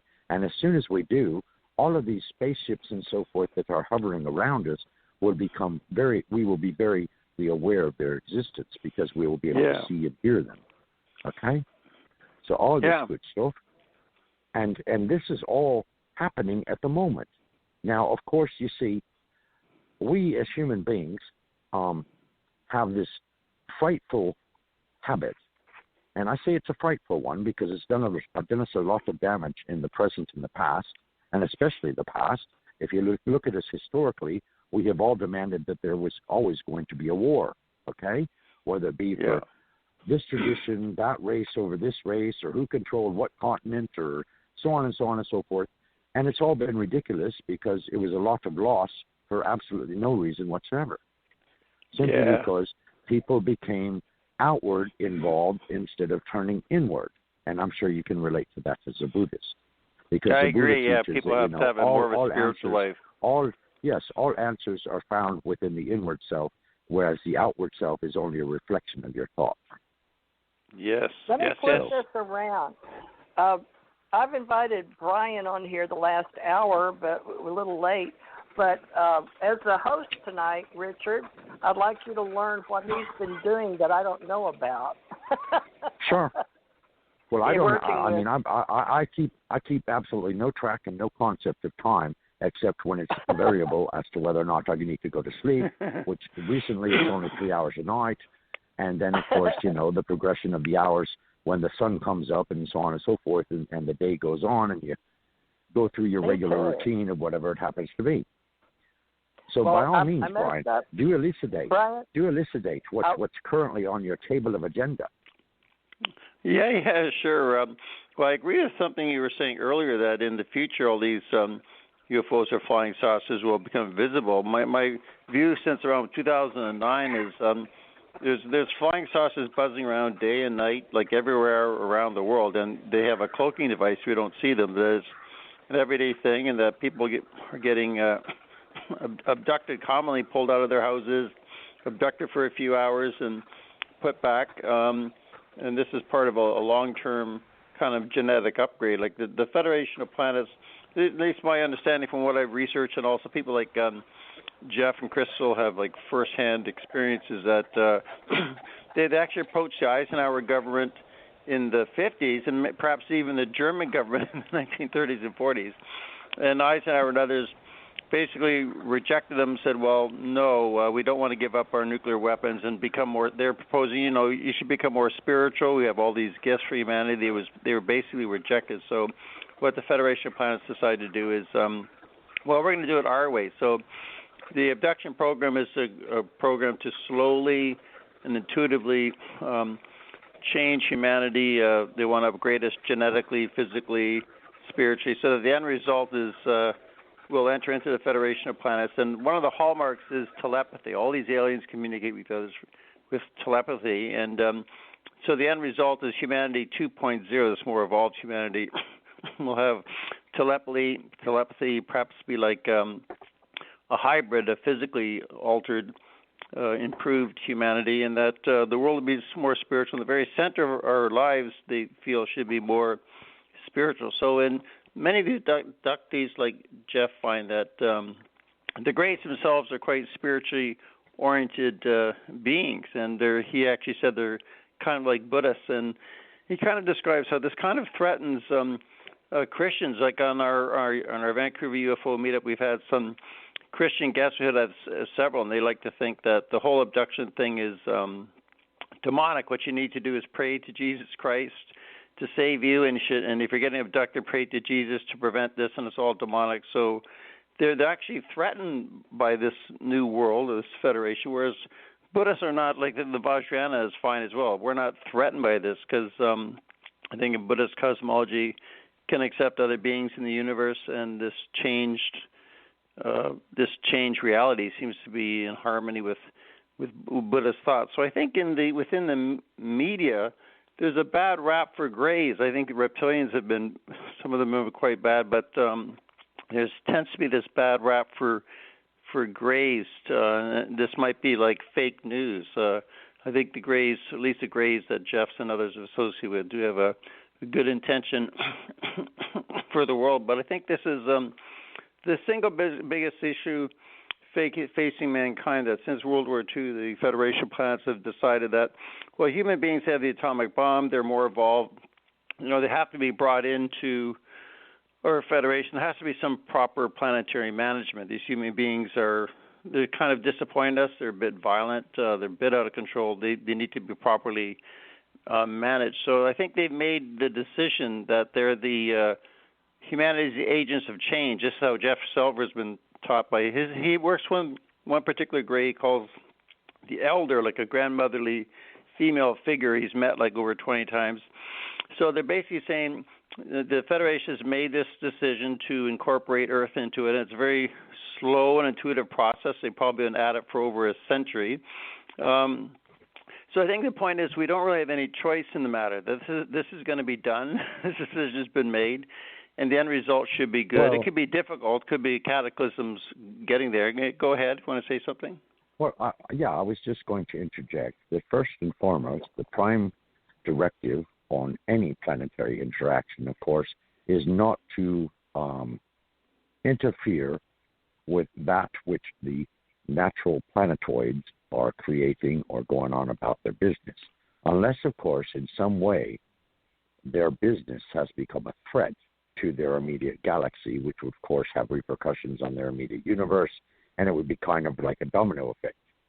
So from what I understand, all of the nuclear warheads on both sides, or all sides around the world, have basically been disintegrated, okay? So, yes, if we were to push the button right now, basically we would have nothing but a bunch of duds land wherever they happen to land. So there would be no radioactive wave, there would be no radioactive exposure, and the Earth would continue on the way it is. Now, whether this is factual or not, who's to say? I will go as far as to say that I have been on one of the motherships of the Galactic Federation, and I have I have had conversations with the starship captains, and they have made me very much aware that, yes, they are here to watch over us and to prevent, if necessary, or to even go as far as to intervene if our war decrees were to rise to the level that we would actually decide that we're going to disintegrate each other. That will not be allowed to happen. Okay, their technology is far surpassing ours, and it will not be allowed to happen. So you could say that's kind of a divine intervention that's coming down through our galactic star brothers and sisters. Because divine intervention, I think of it that way. Yeah, the will of and I mean, as far as demons, that's very old school Catholicism. And it really has, mankind has this penchant that any time at all that they don't understand or they cannot understand something, it's automatically labeled as evil. And the very way that we should react to it is to kill it, kill it, kill it. Well, unfortunately, this is a very base carnal knowledge, and it's a very base carnal reaction. And those of us, of course, who like myself, come in from the 16th dimension, all right, we don't tolerate the likes of such. And personally, all right, on a celestial level, I am what is called a celestial healer. I am one who comes into universes, all right, and heals the entirety of a universe. Now, you say, I'm sure the question must be arising in your mind, well, why would a celestial healer decide to compose themselves into a physical being here on Earth when this is only why would a celestial healer compose himself as a physical being here on Earth? I was just wondering that.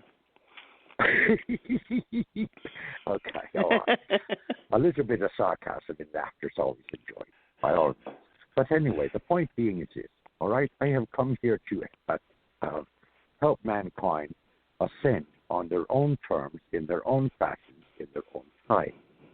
So therefore, by my mere presence alone, the energetic space in which I create, which covers miles, is others of like mind, who do join me in turn on the ascension process or in the ascension space, okay? And, it's very simple, actually, because, if I get together with a couple of other like-minded people, I can change the entire planet at will. Okay? But again, you see, I am directed to the prime directive, all right? The prime directive is not to overall interfere, all right? So, yes, if there are, in fact, these abductions occurring, I would stipulate that it has to be under the condition and agreement of that given individual's free will before any such It thing seems can it is. occur. They describe this how they do actually ask for permission, and Jeff discovered that he actually did get permission even in a previous life. He gave permission, so they seem to be respectful that way. They do ask people. The Greys ask people, "Will you do this? Would you like to agree this?" And they're free to say no. Yeah.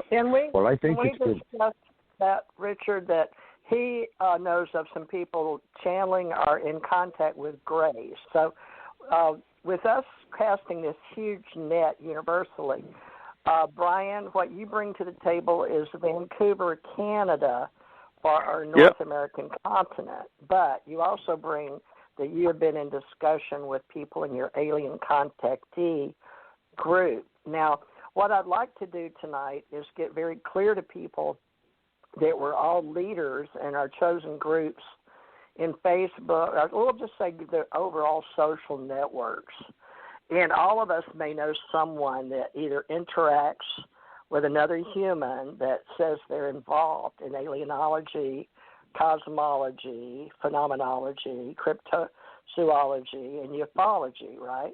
But we're not trying to make anybody right or wrong with who they are. Mm-hmm. What I would like to do is make sure that each of us as journalists, writers, authors, videographers, and you have thousands, if not millions of people over the years listening to you, Brian, and you've been working in Canada for so long, that globally we can recognize each other, that we physically are showing up. And one thing Dr. Rick pointed out is I haven't been showing up. My daughter died, Brian, March, but she showed up January 19th, 2020. So she did show up and died, and so she's been gone. Wait, was it 19? Sorry. Oh, my gosh. I've been out of physical humanoid reality for so long. It knocks you sideways, folks. I guess she's been gone a year and a half now. Has it been that long? Oh, my God. So here on Human Form is what I need. I need support, folks, of all my leaders coming forth on the planet, because this is just a little tiny blue marble where I come from. Universally speaking, I'm working with all the universes, but technically I've agreed to the Uni Multi Meta Xeno Omni. So that's the 5 universes, and then we have the Alpha and Omega, the 7. So we've been working with those in digital time and space, in AI, with entertainment and gaming entertainment. So, Brian, what I'd like to know, if you would like to know Dr. Richard T. Knight in social media, and you guys could become friends. Yeah. So Dr. Knight is stepping up to run several organizations, hopefully universally, but in the United States of America and you run Canada, and that would be a wonderful thing because you've been doing it for so long. Dr. Richard, you think that's possible to get these leaders of their various groups? Of course it is. As we say in the magical system, put out a call, because as soon as you dial the phone, all answer and all come coming. Well, so basically, you're putting out a call. You see, you just announced to the world, basically speaking, on all the various platforms in which we're projecting our thought waves and so forth, that hello, any and all of those who are of a universal consciousness and a universal mind and are leaders in their districts or leaders in their countries or leaders in their continents, for that matter, you are to come forth now and join us here in the round table. And yes, we're going to put to use Arthur's round table, because it was a round table of knights, and each were nobly recognized as having specific skills, specific expertise, and therefore they were recognized as equals. Okay? And of course, they were sovereign to a king. Well, the king that we choose to have in this particular aspect is going to be the creator of all. And therefore, because it's all recognized by all of us, regardless of what tradition we may follow as a human being, or what maybe the aspect that we are aware of consciously, whether it be galactic or whether it be universal or whether it be the entirety of creation, whatever it might be, is of no relevance in regards to stepping stone relation. Rather, we are all equals, for none of us are above, nor none of us are below any other. All the experience and the knowledge and the wisdom that we have garnered into the table, you see? And this table is enriched, and the mind compodium that is created by all such leadership to step forward now and join the table creates endless possibility. So yes, Brian, I definitely offer you friendship. I definitely offer you a seat at the table if you would be so kind, because yes, sure, you bring forward with you thousands of possibilities, maybe even millions of possibilities. Anyway, and I shall do the same, and TJ shall do the same, and whoever else is out there that would like to join us that happens to be listening now, or even if they're not listening, if they are irked or spiked or suddenly get a premonition or suddenly have an aha moment that there's something else they need to be doing, may they hopefully find us. And I'm sure that's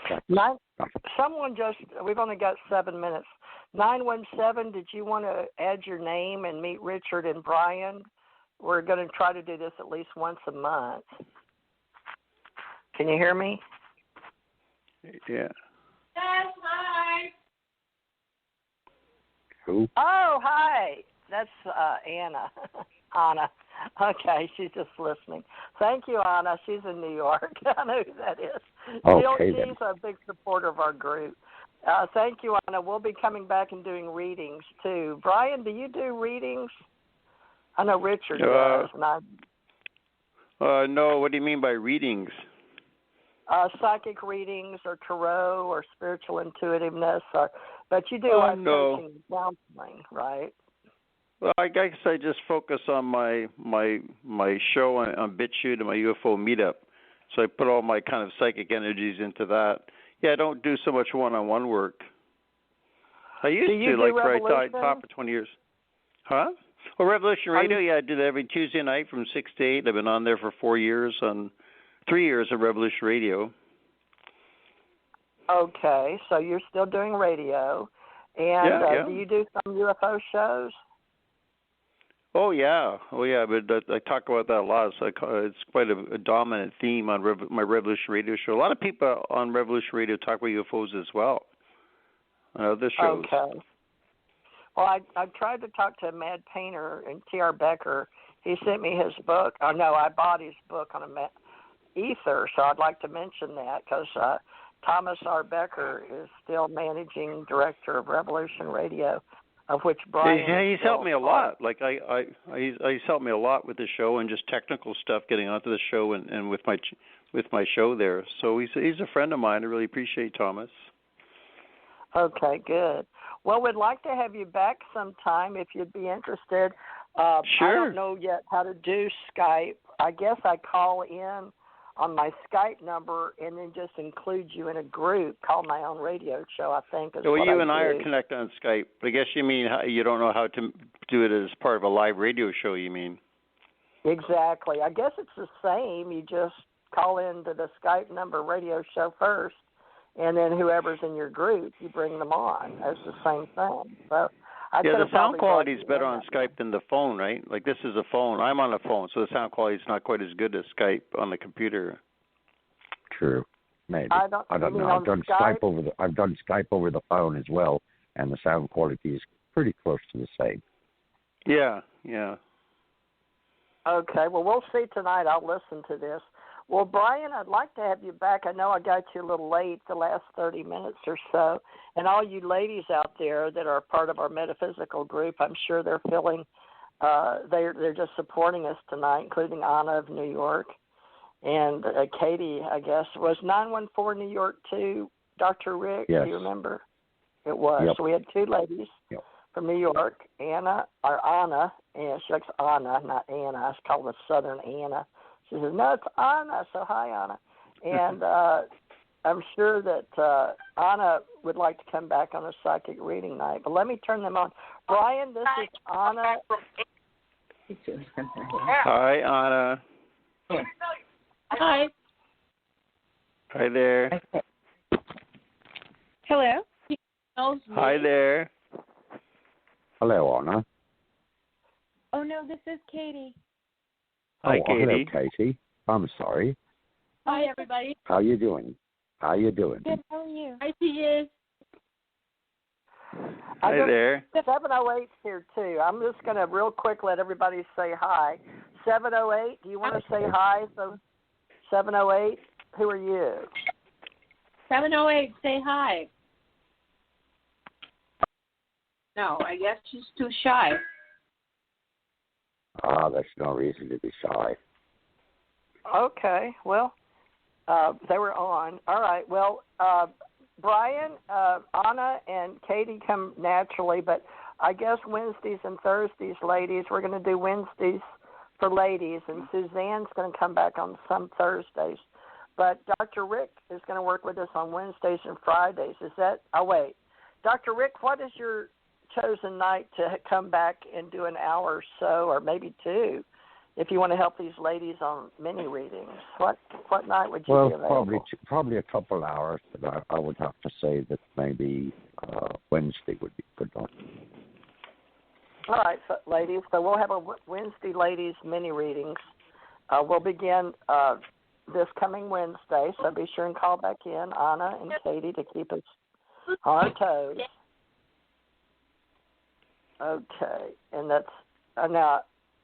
Which number did you call in on, Brian, so I don't turn you off? Yeah, I called in on the 347 number.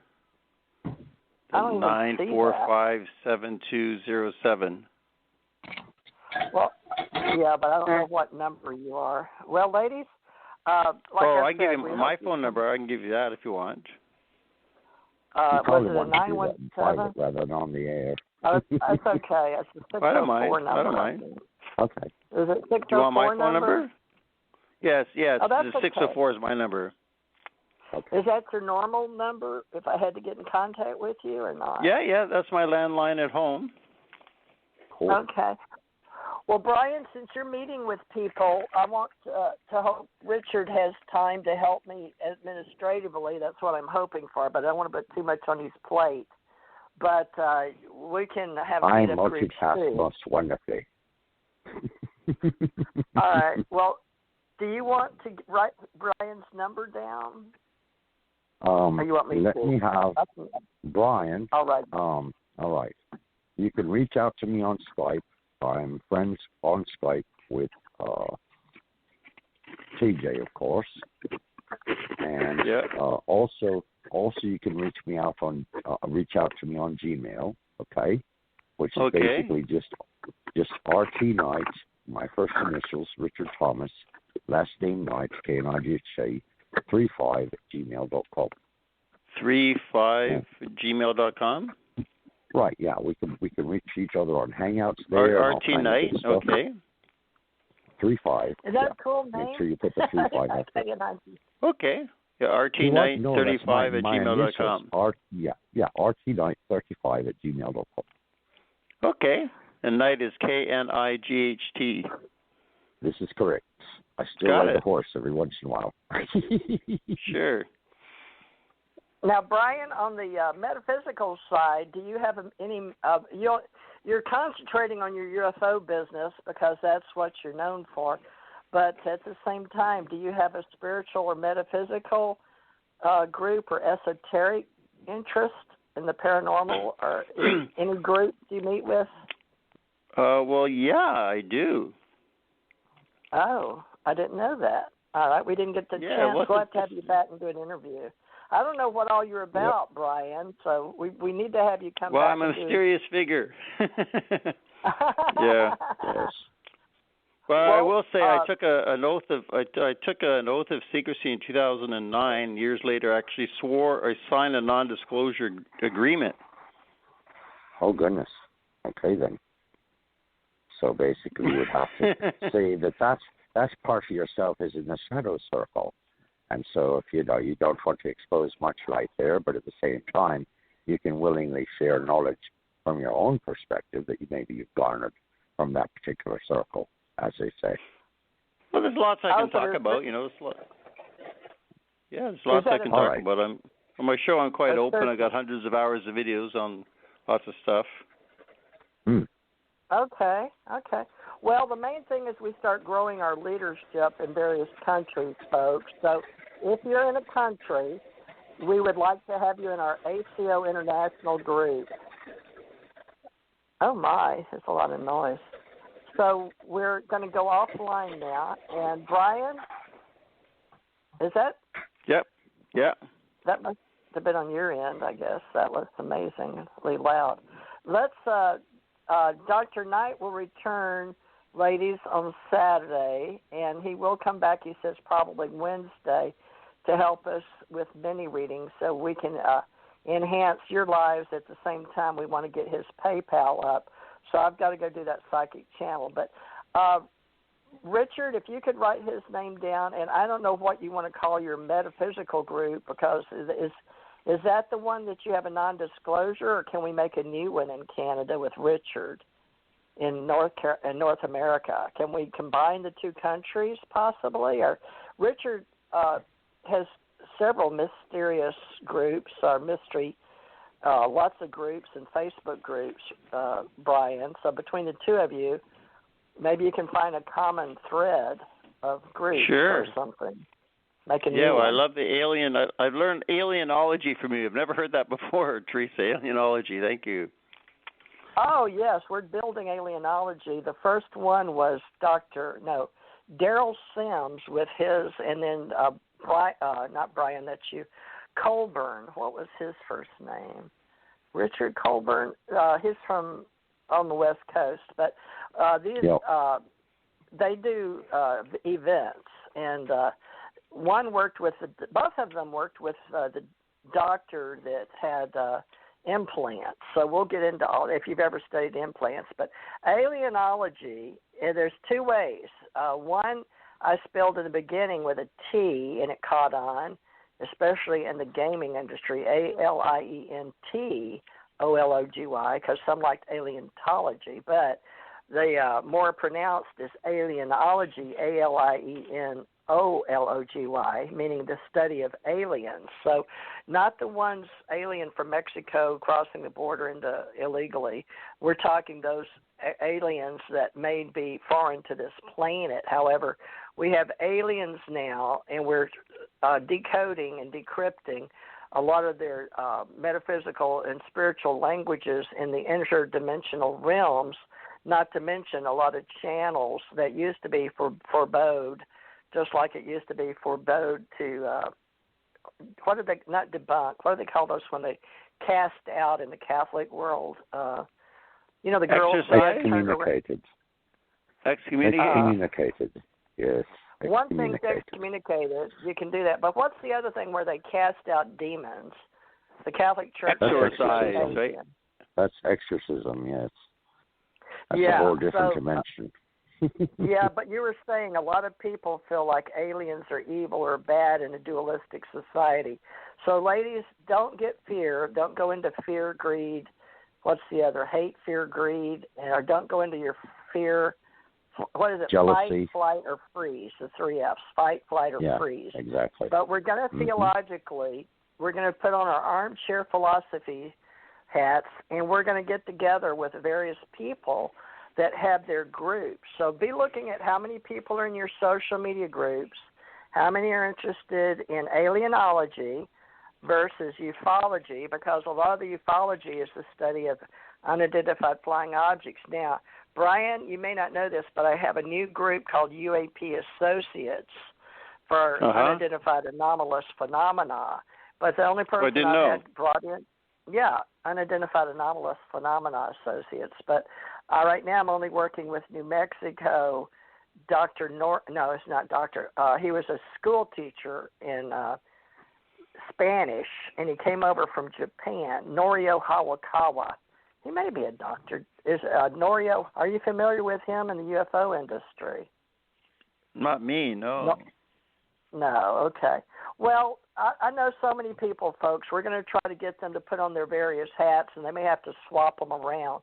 But Dr. Knight Brian will help us with the UFO Association organization, but also with the Alien Contact Organization and the Ascension Center Organization and the Ace Metaphysical Institute. I've only got 4 fingers up.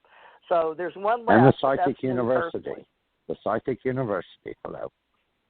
Okay, so that's number 5. Lord mercy. So it's going to take some. If you're interested in any of those, Brian, just let us know. And Brian, sure. You think you may be able to come back maybe February or March? Yeah, sure. All right. Well, just let us know. Just private. Yeah, just private us your agenda, your calendar per se, and we'll be sure and have you on and give you a whole lot more time to speak, because it was certainly unintentional that we kind of cornered you tonight, Well, no, I was half an hour late. It was my fault. I lost track of my time. Yeah, sorry about that. You guys managed to carry on without me. It must have been hard to carry on. Time is irrelevant. Time That's right. is irrelevant, don't you know? Yeah. Except whenever a radio show. It's a figment of your imagination.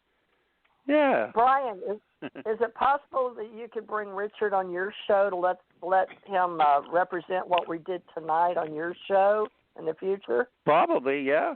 Sure. I don't have a regular schedule. Like usually my videos aren't at any particular time, so we could probably set something up. Oh, all yours Sounds are good. videos.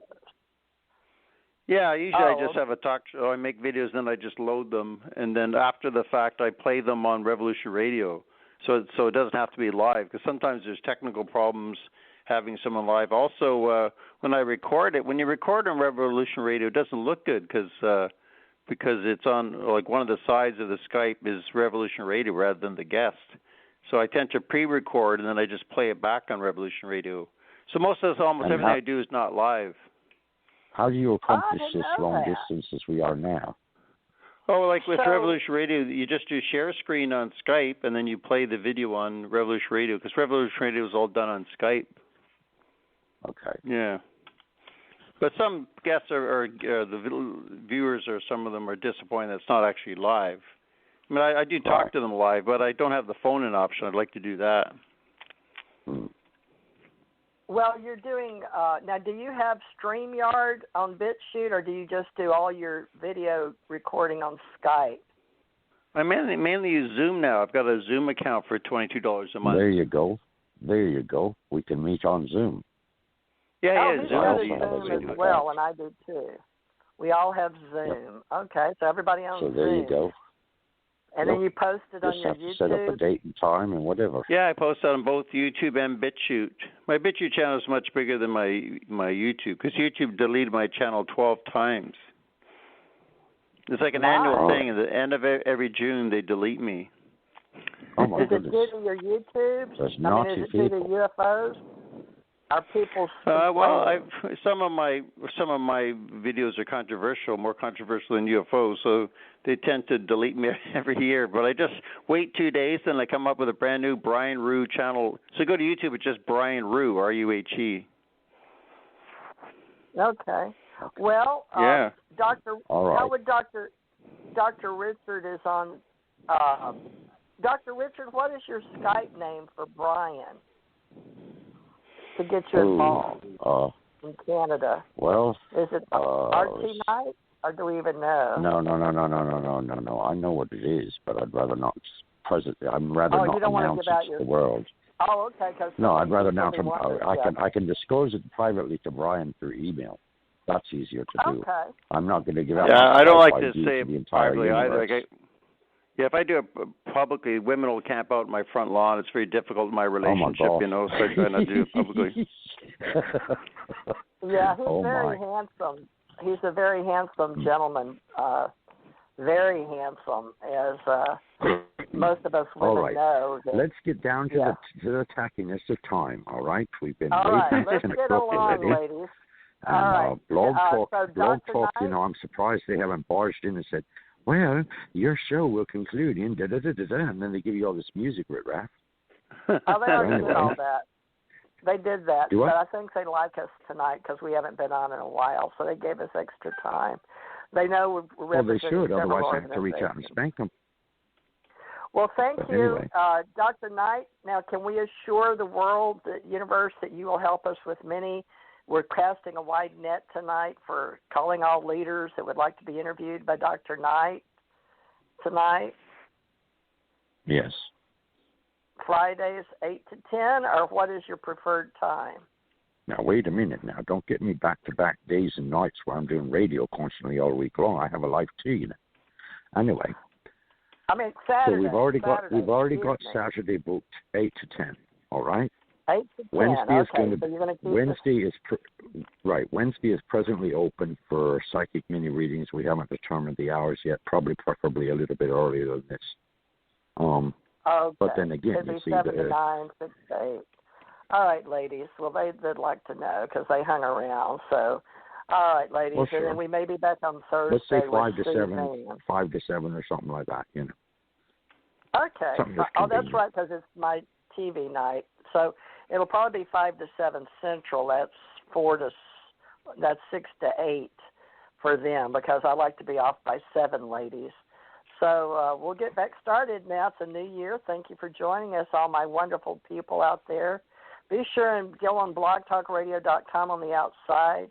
Please like Brian Rue on Revolution Radio. Tell them the time and how they get there, revolution.radio.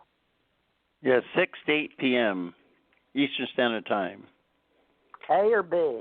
Which studio? Oh, I'm on Studio B. All right, and he pre-records, so if you get in touch with him on Zoom, but you'll just have to figure that out on Facebook. Now, do you have a Facebook, social media? Yeah, Facebook, Brian Rue. Just look for Brian Rue, R-U-H-E. I'm on Facebook. All there right. you go. There you go, Richard. I have a website, too. The night is out. Yeah. Go ahead. Your website is what? Well, yeah, just brianrue.ca, Canada's.ca.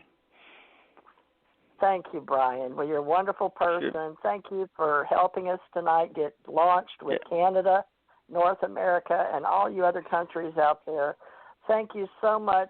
Believe it or not, we're going to learn to do this together, and we are going to help the higher councils all the way up to all the universes. But a lot of people are just worried about the intergalactic councils that they know about here inside the Milky Way galaxy. But we're going to work universally as well. Thank you, Brian. I'm going to let you go, and you ladies. And Dr. Knight, I'll let you close out. And Brian, just keep in touch on Skype, and we'll do some more of these shows, okay?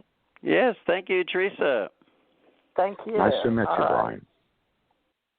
Now, I turned him off, so he probably said, nice to meet you, too.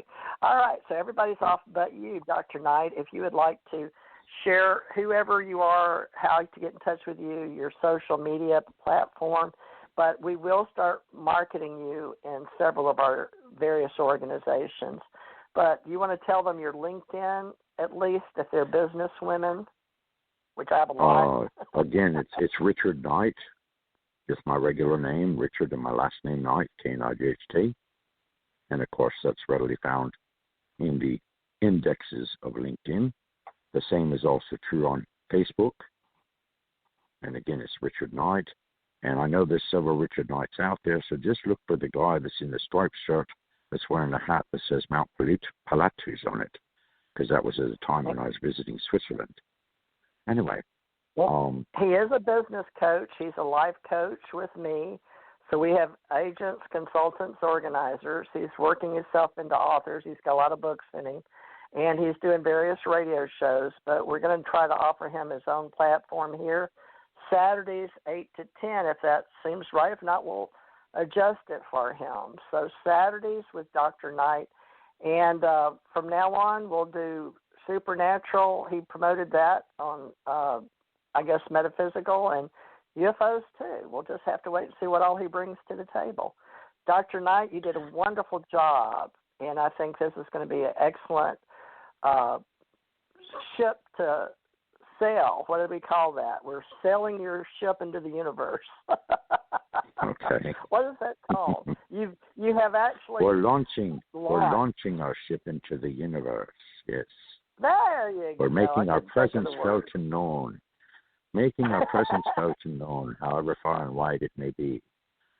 That's right. He's an ontologist, too. He's a man of word. He's a poet.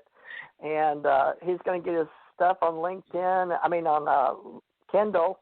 Download Kindle, folks. So be sure to look for our books on Lulu.com and Kindle and anywhere else you get your books. So thank you, all you publishers, indies.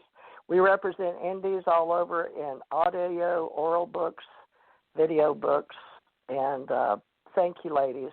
All right, I know you ladies want to see what's going on for the future, so come back Wednesdays and Thursdays, all you Psychic University, Invisible College, and want readings. 11. Now wait a minute. You, let's delineate what we're doing here. All right, Wednesdays is psychics.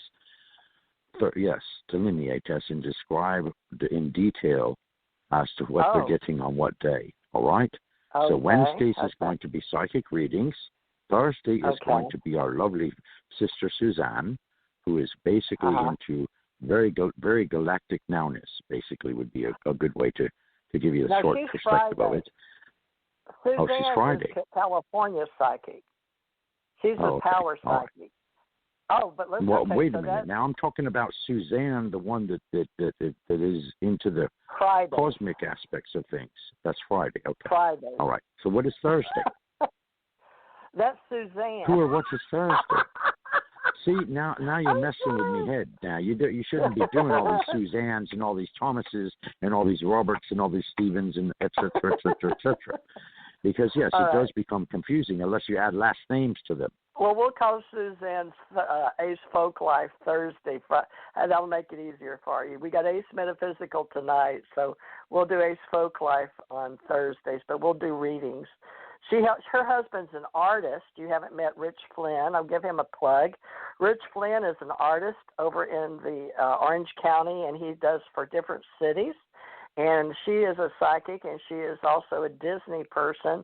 She had a contract with Disney, and then she brings on the Terra. All right, and let's try and wrap this up, TJ. Let's try and wrap this up. We're saying goodnight. Okay, that's Thursday. All right. And Friday is Susan. Okay, so one's Suzanne and one is Susan. Exactly. All right. Thank you so much. Well, we appreciate all our listening audience, wherever you may be in the world. We appreciate you, and we send forth love, light, and blessings to you all, that you have a prosperous new year. May it be filled with good health, wisdom, insight, and the expansion of your ever ongoing and growing awareness. And with that, I bid you adieu. Wonderful. Thank you so much, Dr. Rick. It's been a pleasure. I'm happier in my life. Thank you so much. Welcome 2021. All right, ladies. Yes. Let's see, Saturday. We will see you Wednesday. Good night. Oh, wait, I'm coming tomorrow to do spiritual. Tomorrow, folks. See you tomorrow.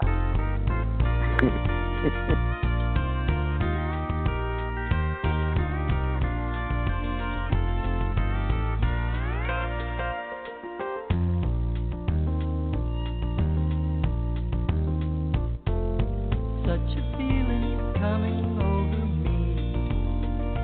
There is wonder in most everything I see. Not a cloud in the sky, got the sun in my eyes, and I won't be surprised if it's a dream. Everything I want the world to be is not coming true, especially for me. And the reason is clear, it's because you are here. You're the nearest thing to heaven that I live. I'm on the top of the world looking down on creation, and the only explanation I can find is the love that I found ever since you've been around. Your love put me at the top of the world.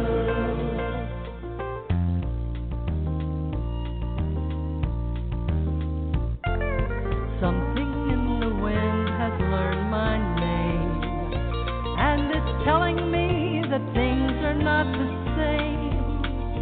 There are leaves on the trees, and there's touch of the breeze. There's a pleasing sense of happiness I found.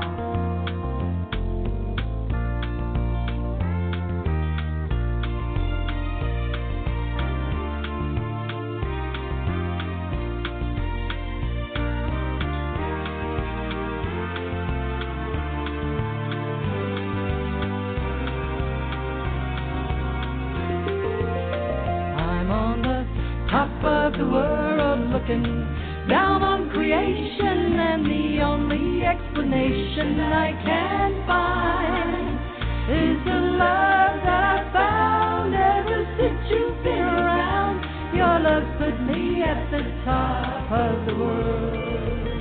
I'm on the top of the world, looking down on creation, and the only explanation I can find is the love that I found ever since you've been around. Your love put me at the top of the world.